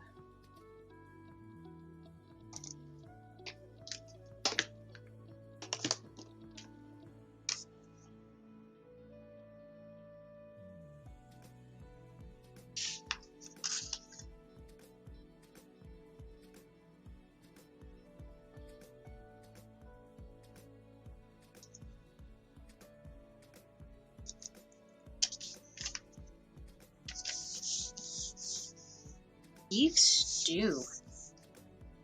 Yum, yum.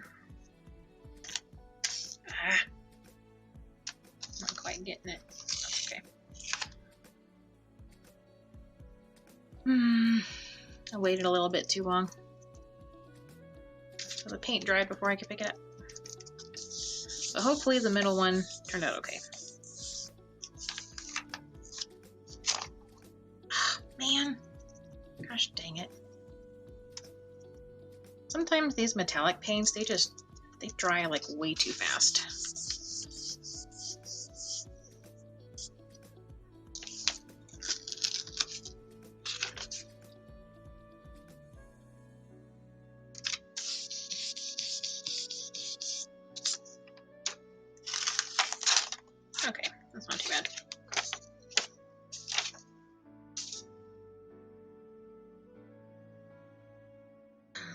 Oh my goodness.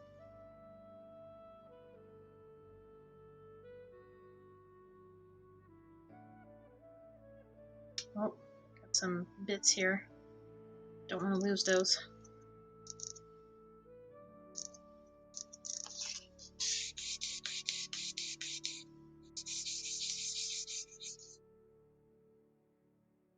Oh, good. Picked them right up. I know, it's so pretty.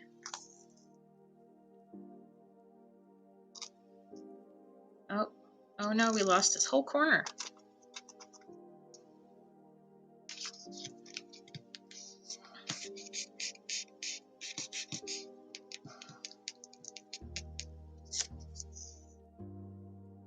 There we go. Oh, and we even have like a vignette going on here too. It's like darker on the edges. But the gold is really subtle though. It's easier to see in person. But yeah, I think that turned out really good.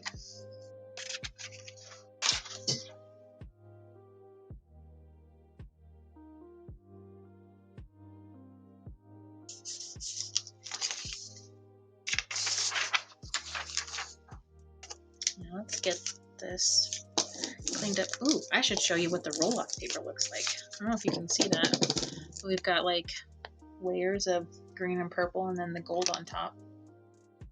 Ooh. Here's the other side.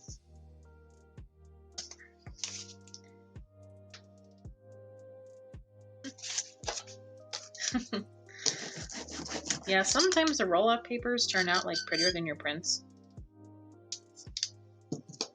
Just because there's so much like color buildup. Okay. We need to pick this up. Let's pick it up on a purple piece of paper.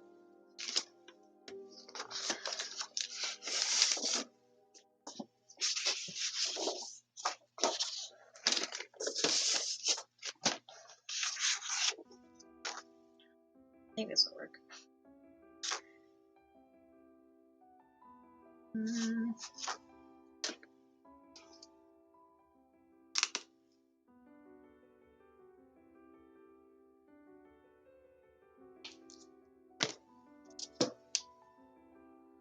Be little accidents. Yes. Gel printing is all about making happy little trees and happy little birds.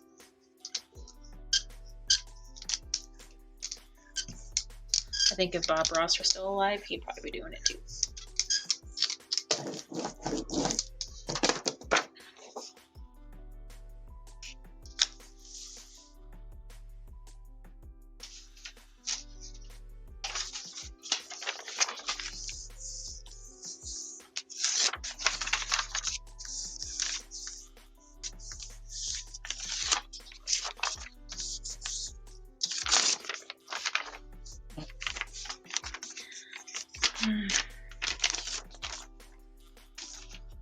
Just trying to clean up what was left on the plate. So I'm not sure it's gonna pick up everything.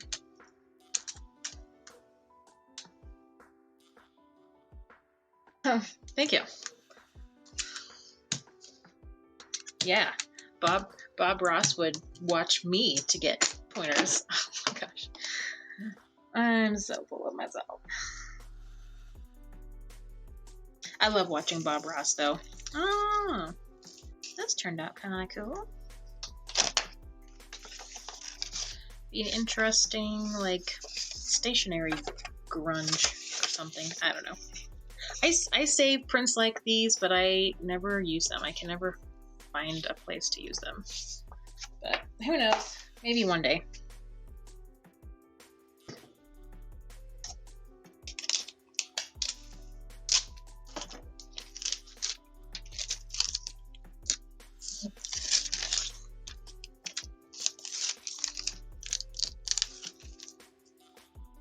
Picture frame, yeah, exactly.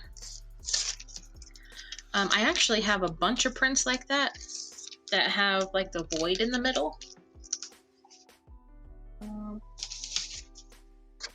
like this, but like the sides have a more complete print on them. Like they look better. But yeah, I think of them like stationery.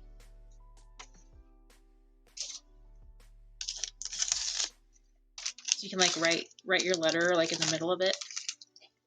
And you have like a unique piece of stationery that no one else has.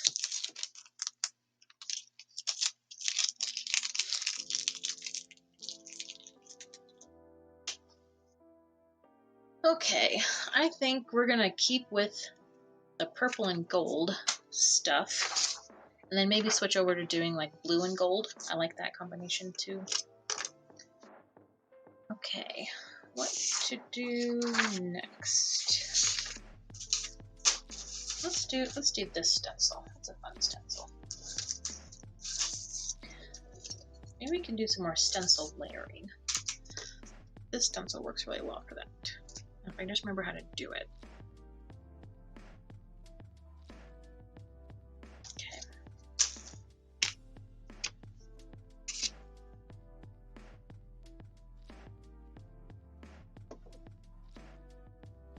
Okay. Best letters ever. Mm-hmm.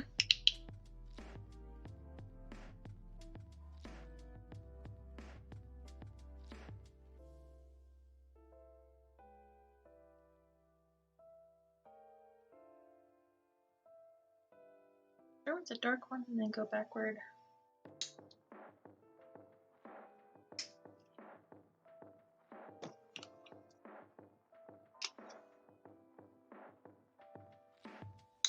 There's a particular technique I'm thinking of. I'm trying to remember the order I'm supposed to do it in. It's been a while since I've done it. Okay. So we got one color. Put this stencil down.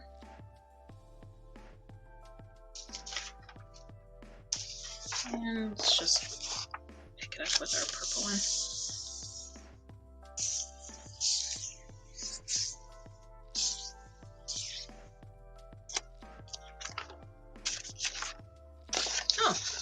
That looks interesting. Maybe I should do like purple and purple in another one. That would be kind of cool. Okay, so for this one, I'm going to leave this stencil on here and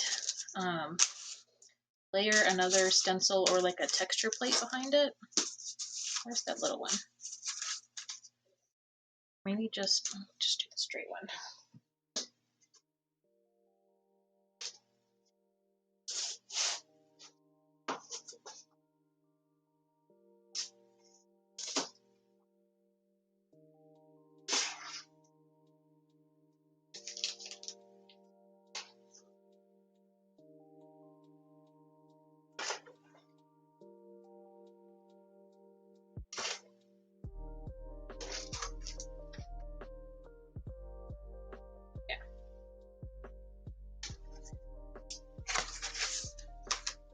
Okay, so since I've left the stencil on here,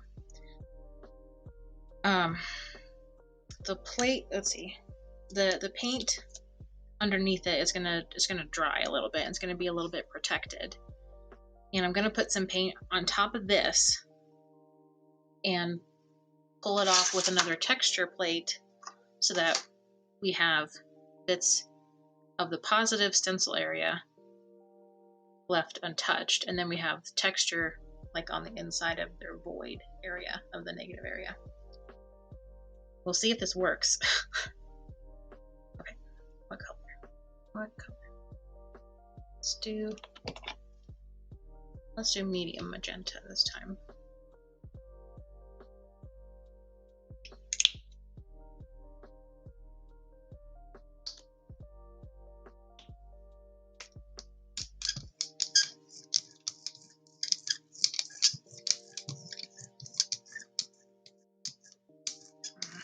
Come on. So as you can see, the paint doesn't spread very well.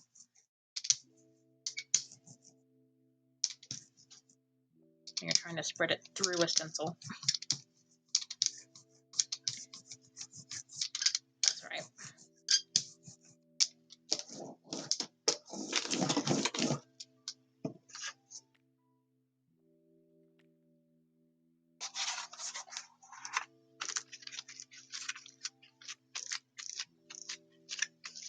This is a double-sided texture plate made of corrugated cardboard. And that did not pull up hardly anything. Let's try this one instead.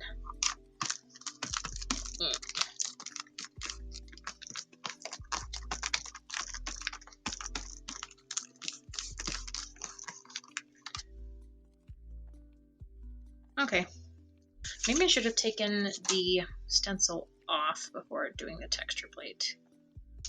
That would have been the smart thing to do now, wouldn't it? Does Erica do the smart thing? Nope. Oh, well. All that paint got pulled up. That's okay. It's a learning process. But we've got this cool design in here now. What do we do with it now?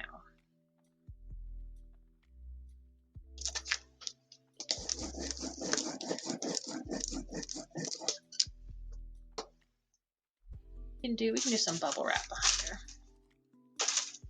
It's always a good go-to.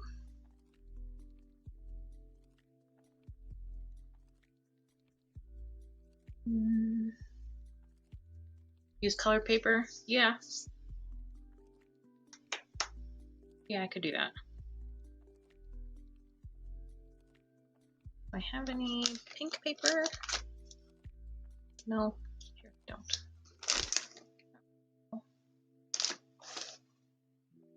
Oh, I do have some, but they're buried. I wasn't expecting the stencil to pick up all the purple paint.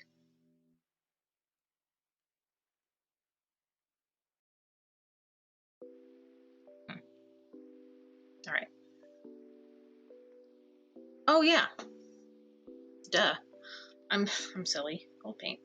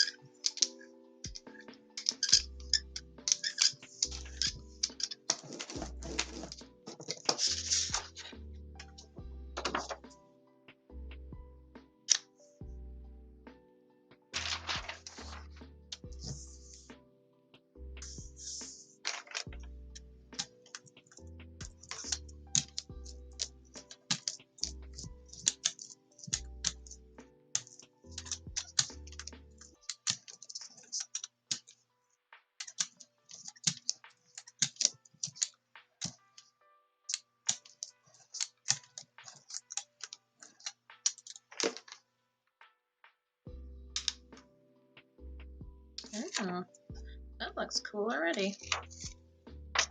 Ah, missing a bunch of that. Uh-oh. Okay, so that's kind of a preview of what this little one's gonna look like.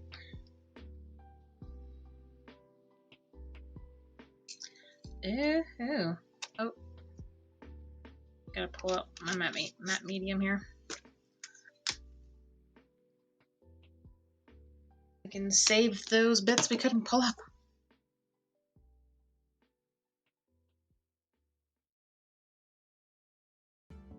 Let's start down here.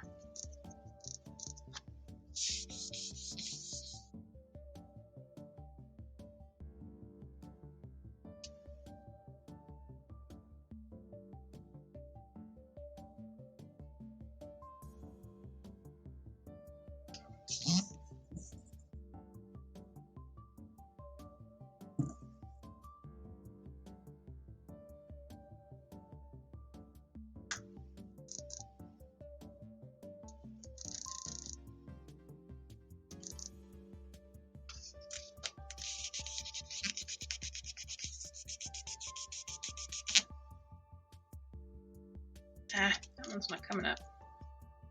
Rude. Oh well.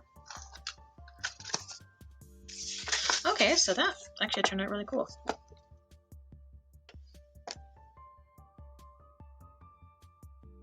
Yeah. And the gold is still really subtle, but that looks kind of cool.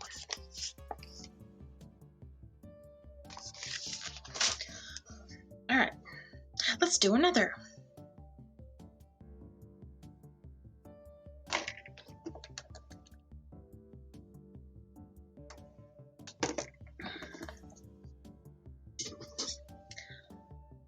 Should I try to pull up this extra stuff?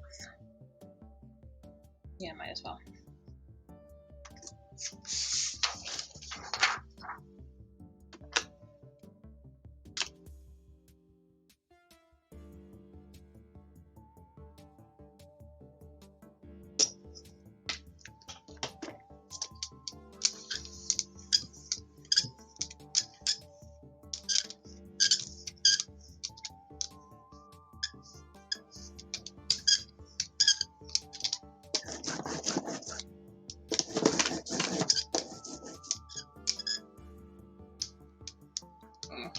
May have to switch sprayers because this thing is so squeaky. Put that in there. I think I used a little bit too much matte medium.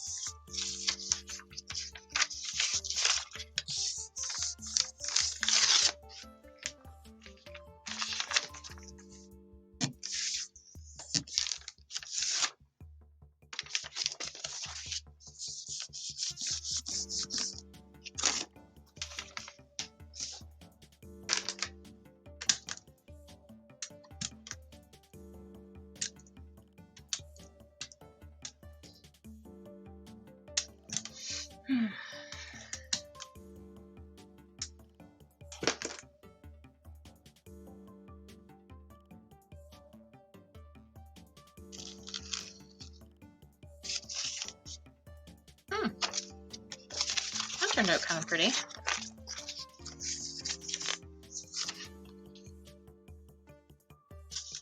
Very, very grungy.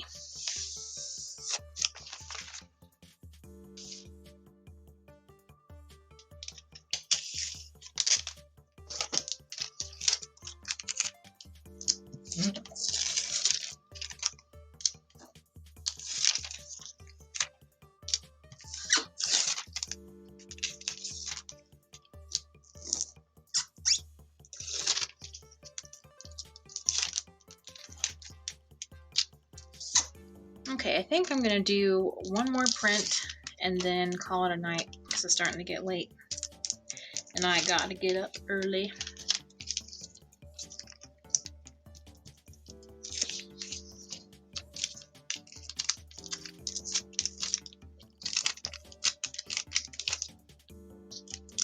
Where's some of that?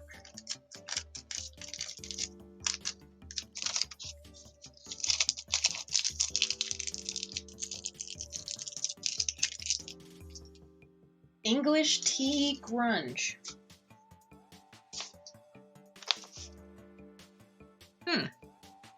Yeah, I can kind of see that. Jobs always get in the way of fun. Preaching to the choir.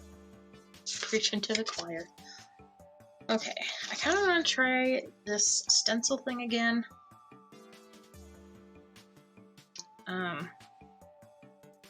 But I know that there was a different way to do it. No, technically I achieved what I was going for.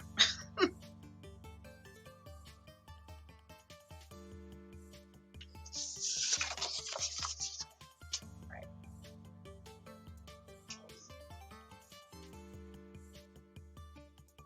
Maybe if I do the pattern first and then do the stencil.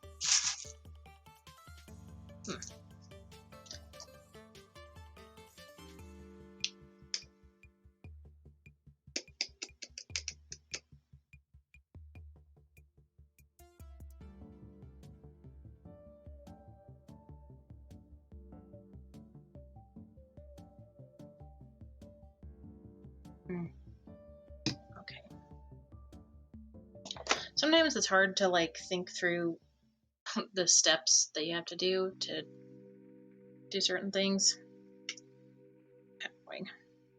Kind of annoying.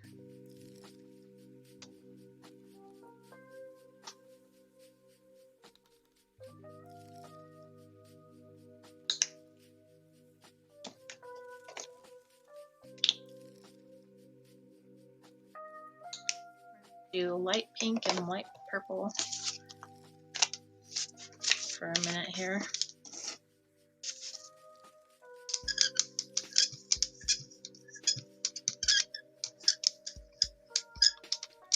Gonna smush them together.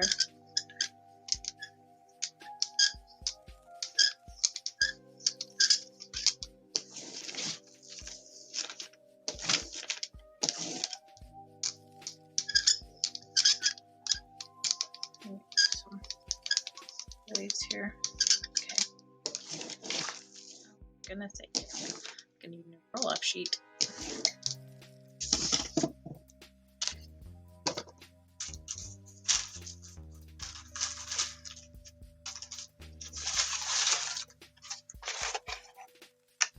I'm gonna try this grungy one again. Okay, yeah, that turned out better.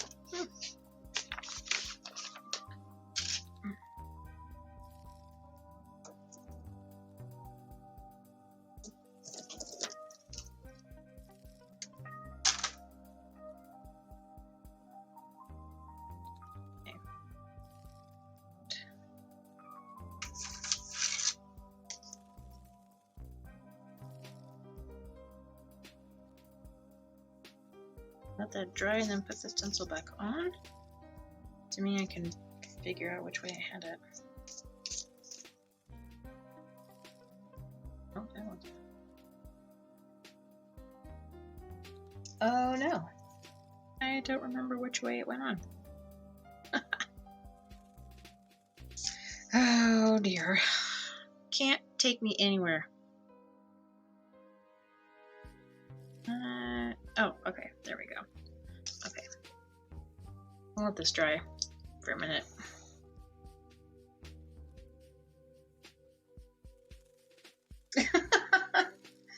Aw, thank you. Well, I mean, you can stay up later if you want, because you don't have to get up as early as I do. Unless you do, because you do live kind of far out there.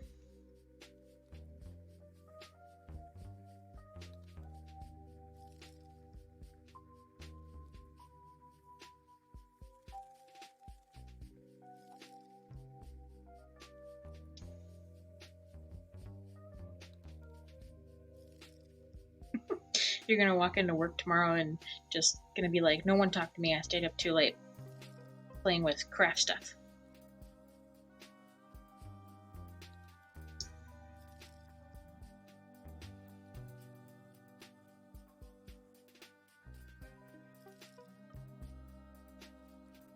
Ooh, I can make this a little off center. That would be kind of cool. Okay, so there's the stencil where it was originally. Let's offset it just a little bit.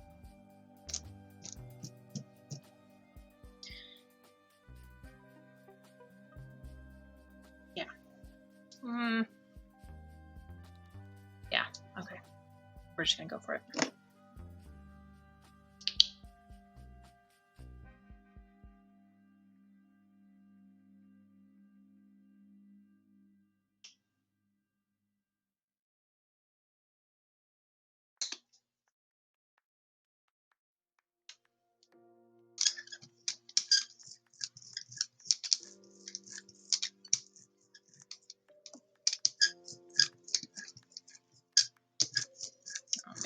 stencil is going to be so messy. Covered in paint.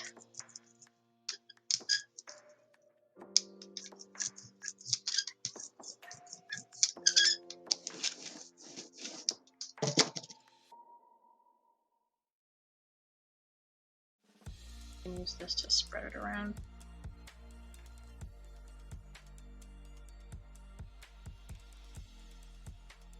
Yeah, get a little bit more even.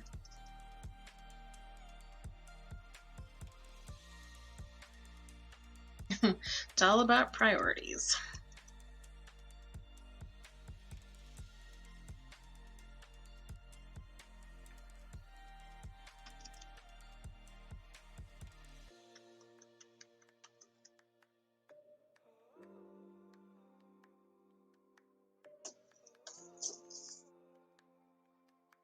Oh no, we lost some of our pink again. It just keeps getting stuck. That's all right.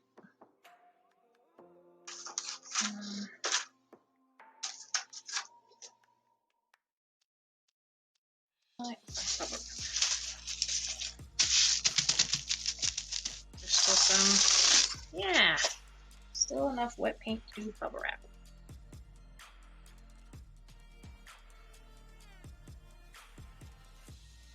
I mean, there's still some on there, but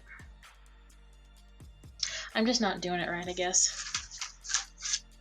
But you know what? That's okay. I should probably figure out how to do it before I try it, before I stream next time. That way I can do it right and not look like a silly person in front of all two of you.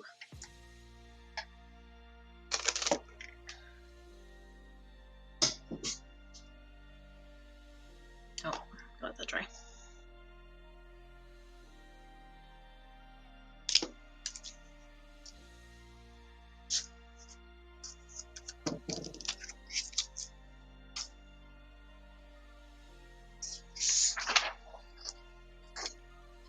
Yep, happy little accidents.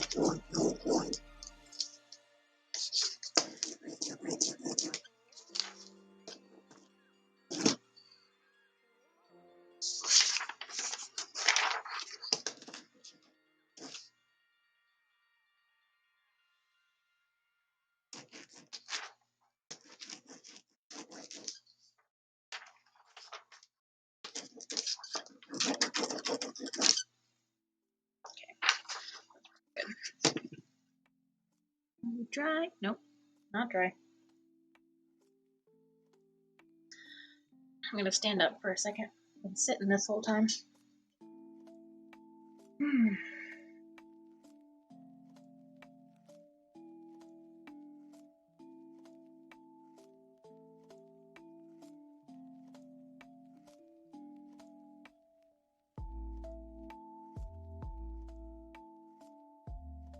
Ooh, I guess while we're waiting for that to dry, I can show you some of the cards I made last year that I haven't put up for sale yet.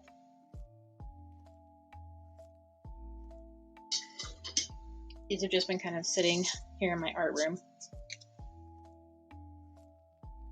Here's a Christmas card with a shiny Merry Christmas on it. And a coordinating envelope. And the card base is gold, so it's nice and shimmery. And like, I have it set up on foam. So all this is like, how do I say? Yeah, it's dimensional. And then it's got a nice little panel on the inside.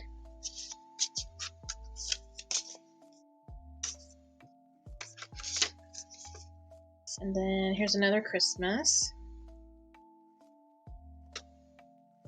This is set up on foam tape, and so is this.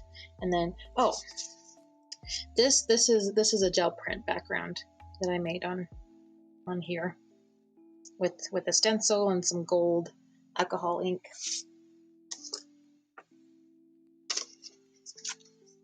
It's got a little panel on the inside and a little thing for the envelope. And then this one is it's just a congratulations for whatever. Another gel print with a navy, well, like dark blue paint and like gold alcohol ink on top. And some little gems. And a little paint on the inside. Oh, and this is my new logo stamp. Like I got this at the beginning of last year, I want to say. But I haven't made hardly any cards last year. Like last year was horrible. But yeah, I'm super excited about this stamp. And then here's the envelope that goes with it. And that's it so far. Well, I did make another card on an earlier live stream a couple of weeks ago, but I've already put that in the mail.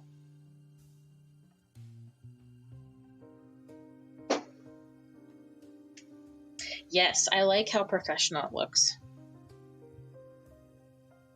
Okay. All right, we're gonna do this last one with the gold and call it a day.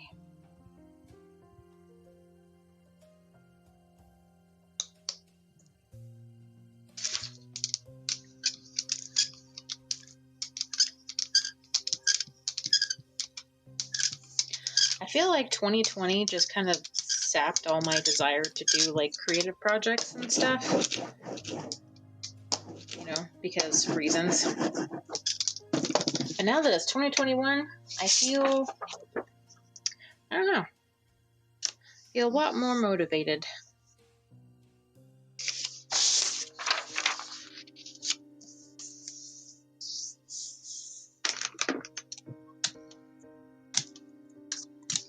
And doing stuff on Twitch helps. It's actually really, it's really fun to like do stuff I normally do, like for creative projects, but you know, have other people like in on the process too, maybe making like suggestions and whatnot, so that viewers can actually be part of the creative process instead of just consumers of it.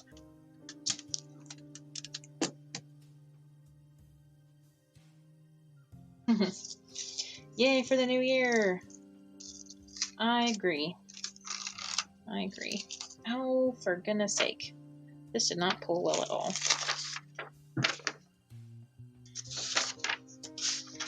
That metallic paint just dries way too fast. See? It didn't even get the corner. Alright. We can do this.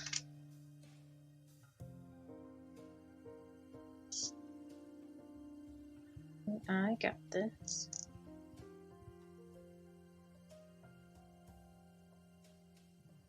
Better.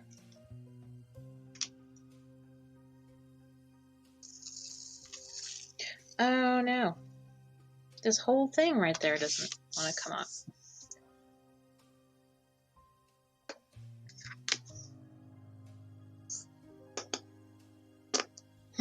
That was the paint, I promise.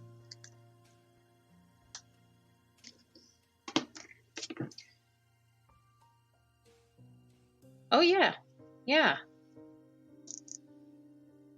Forget Ross. There actually is a Twitch channel for Bob Ross on here. they just play like nonstop reruns of all of his like Joy of Painting shows. I think it's like 24/7. I don't know. Don't quote me on that. But yeah, there's a big audience for crafters on here and for artists as well. You know, doing it's mostly digital art for artists, but there is a pretty big audience for watching people make their arty stuff.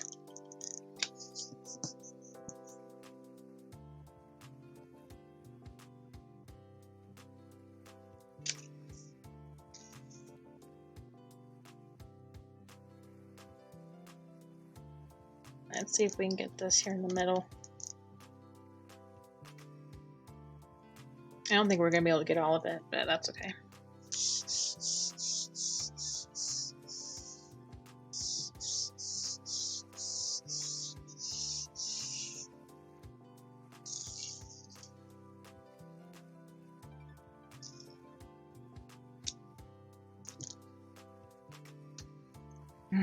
This one's being so fiddly. So fiddly. I probably didn't put enough gold paint on there, which is why it's being silly.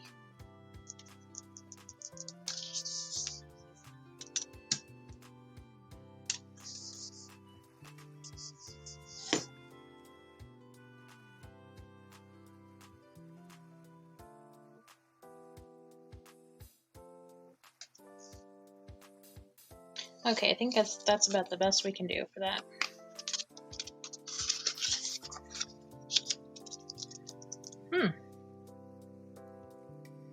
Oh, that's kind of neat, because with these lines right here, it kind of makes it look 3D.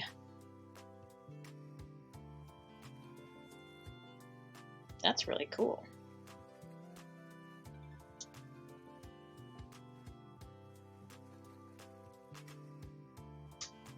I don't know if you can see that.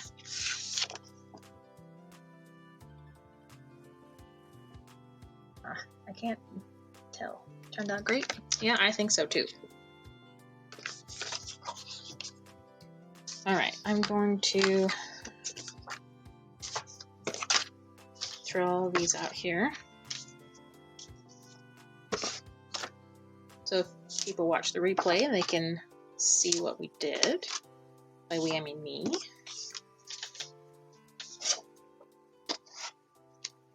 Ta-da! Let's see, that's 1, 2, 3, 4, 5, 6, 7, 8, 9. Maybe I should do one more just to round it up to 10, because I don't like ending at 9.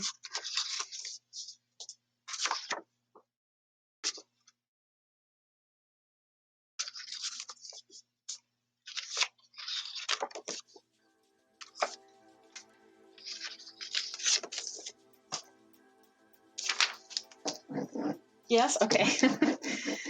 Okay. Well, as long as we have consensus, then that's what we'll do.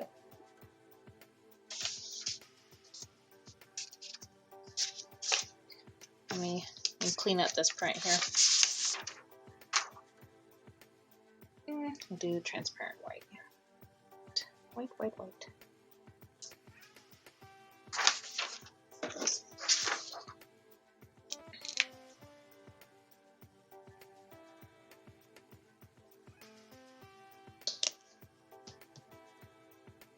Unanimous.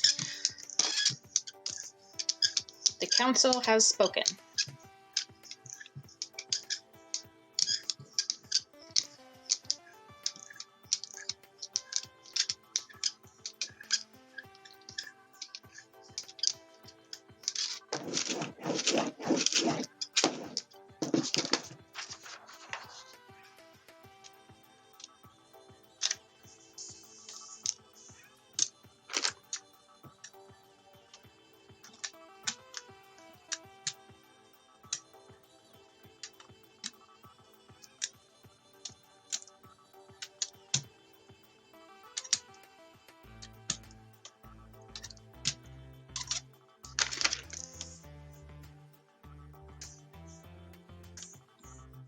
I really hope this one pulls up. I'll be disappointed if it won't.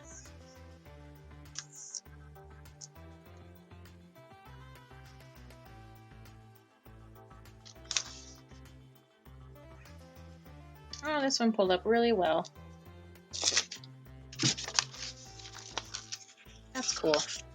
That turned out interesting.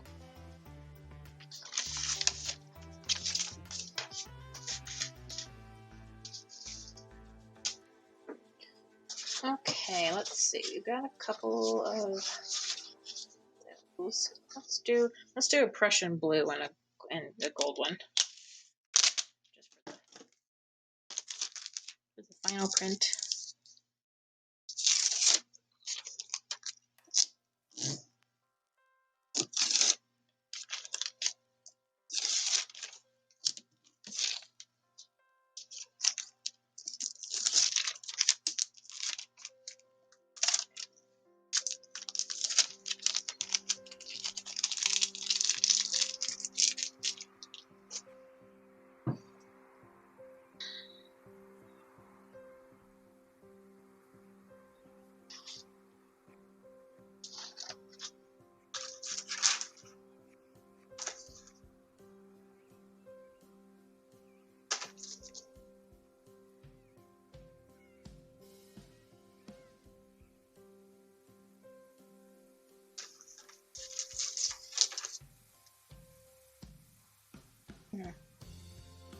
Decide what stencils to use together.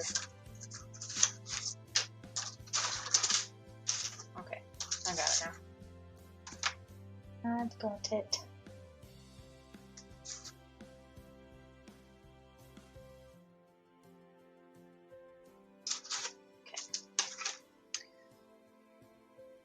Okay. Blue.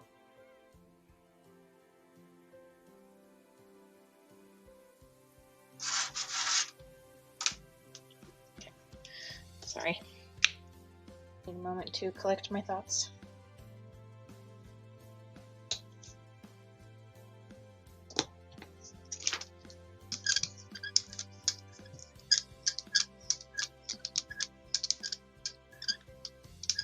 This is probably one of my favorite paint colors because it's such a saturated blue, but it's like not bright and in your face, it's just really deep.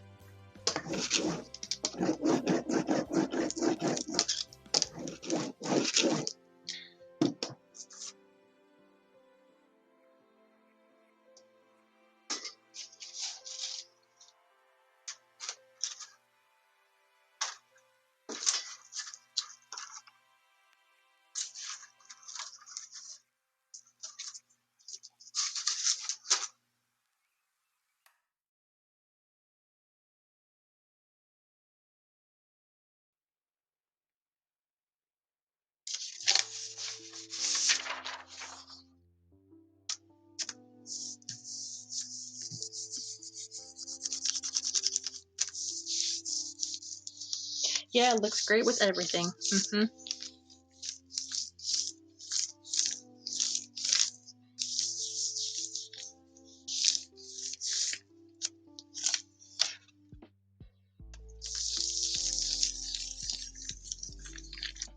Gotta make sure to get into all the little spots. Okay. That's kind of neat.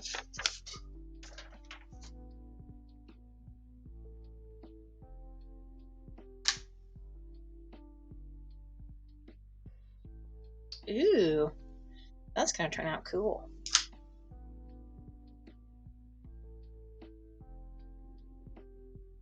I'm just gonna go straight for the gold. Not gonna do a whole bunch more on here. I need to wrap this up pretty soon.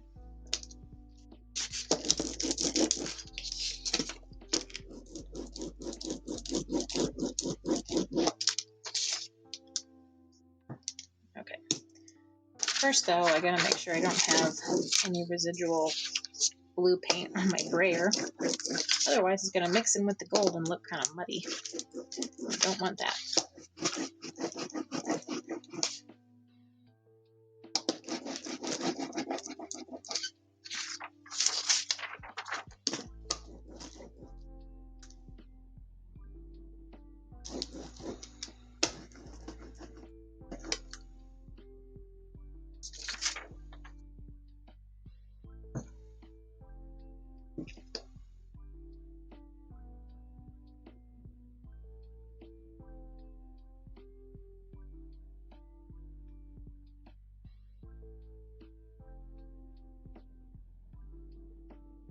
Okay. Well, let's give another second to dry. Get a drink while I'm waiting.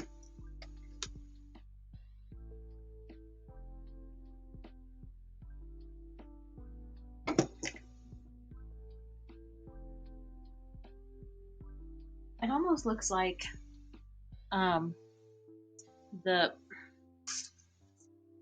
this stencil on here, with the way the paint is sitting around the edges, it's almost like it's casting a shadow onto like this lower stencil here.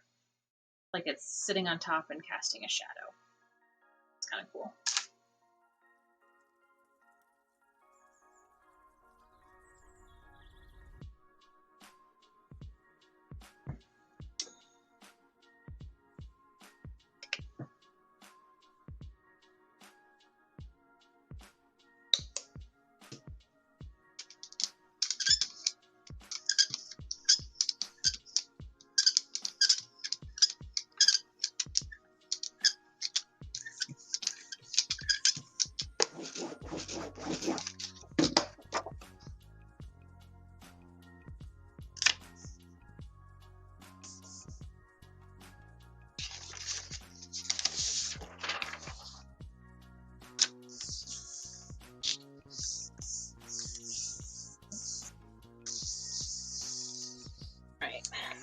Gonna work the paper into the paint, make sure we get a good pull.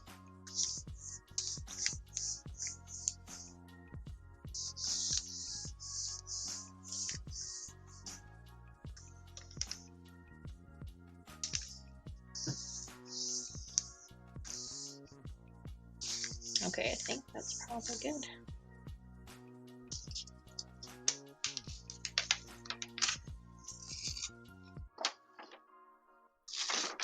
Okay, well, the sides turned out neat.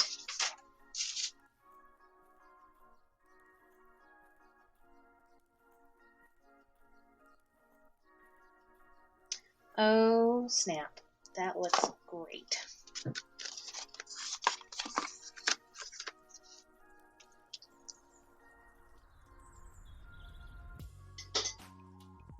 Can you see the shimmery parts? You see how shiny that is?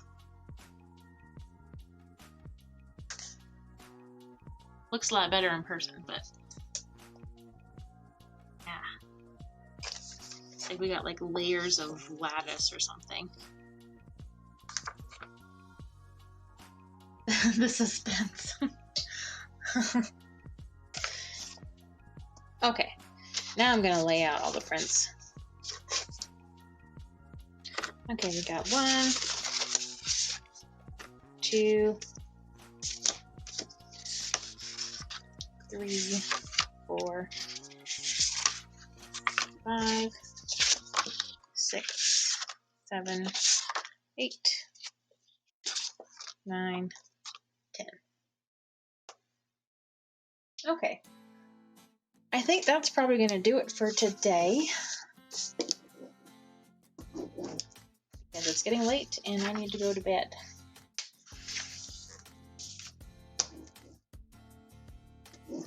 Thank you so much for tuning into my stream. I really appreciate it, and it was fun chatting with you.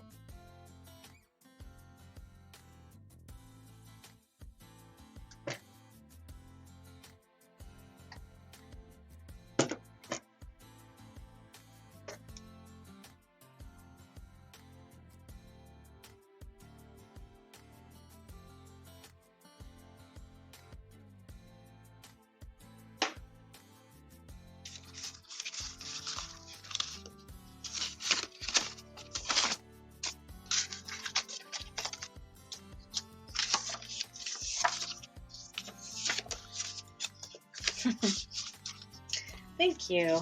It's fun hanging out with you too.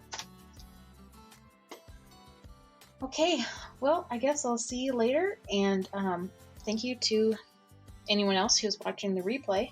I appreciate it. Be sure to follow my channel for more content like this. I also make greeting cards, and I also stream The Sims 3. I know that's kind of a random combination, but it's stuff I like to do, so that's just what it is. Okay. So I hope everybody has a great night, and I will see you guys later. Thanks.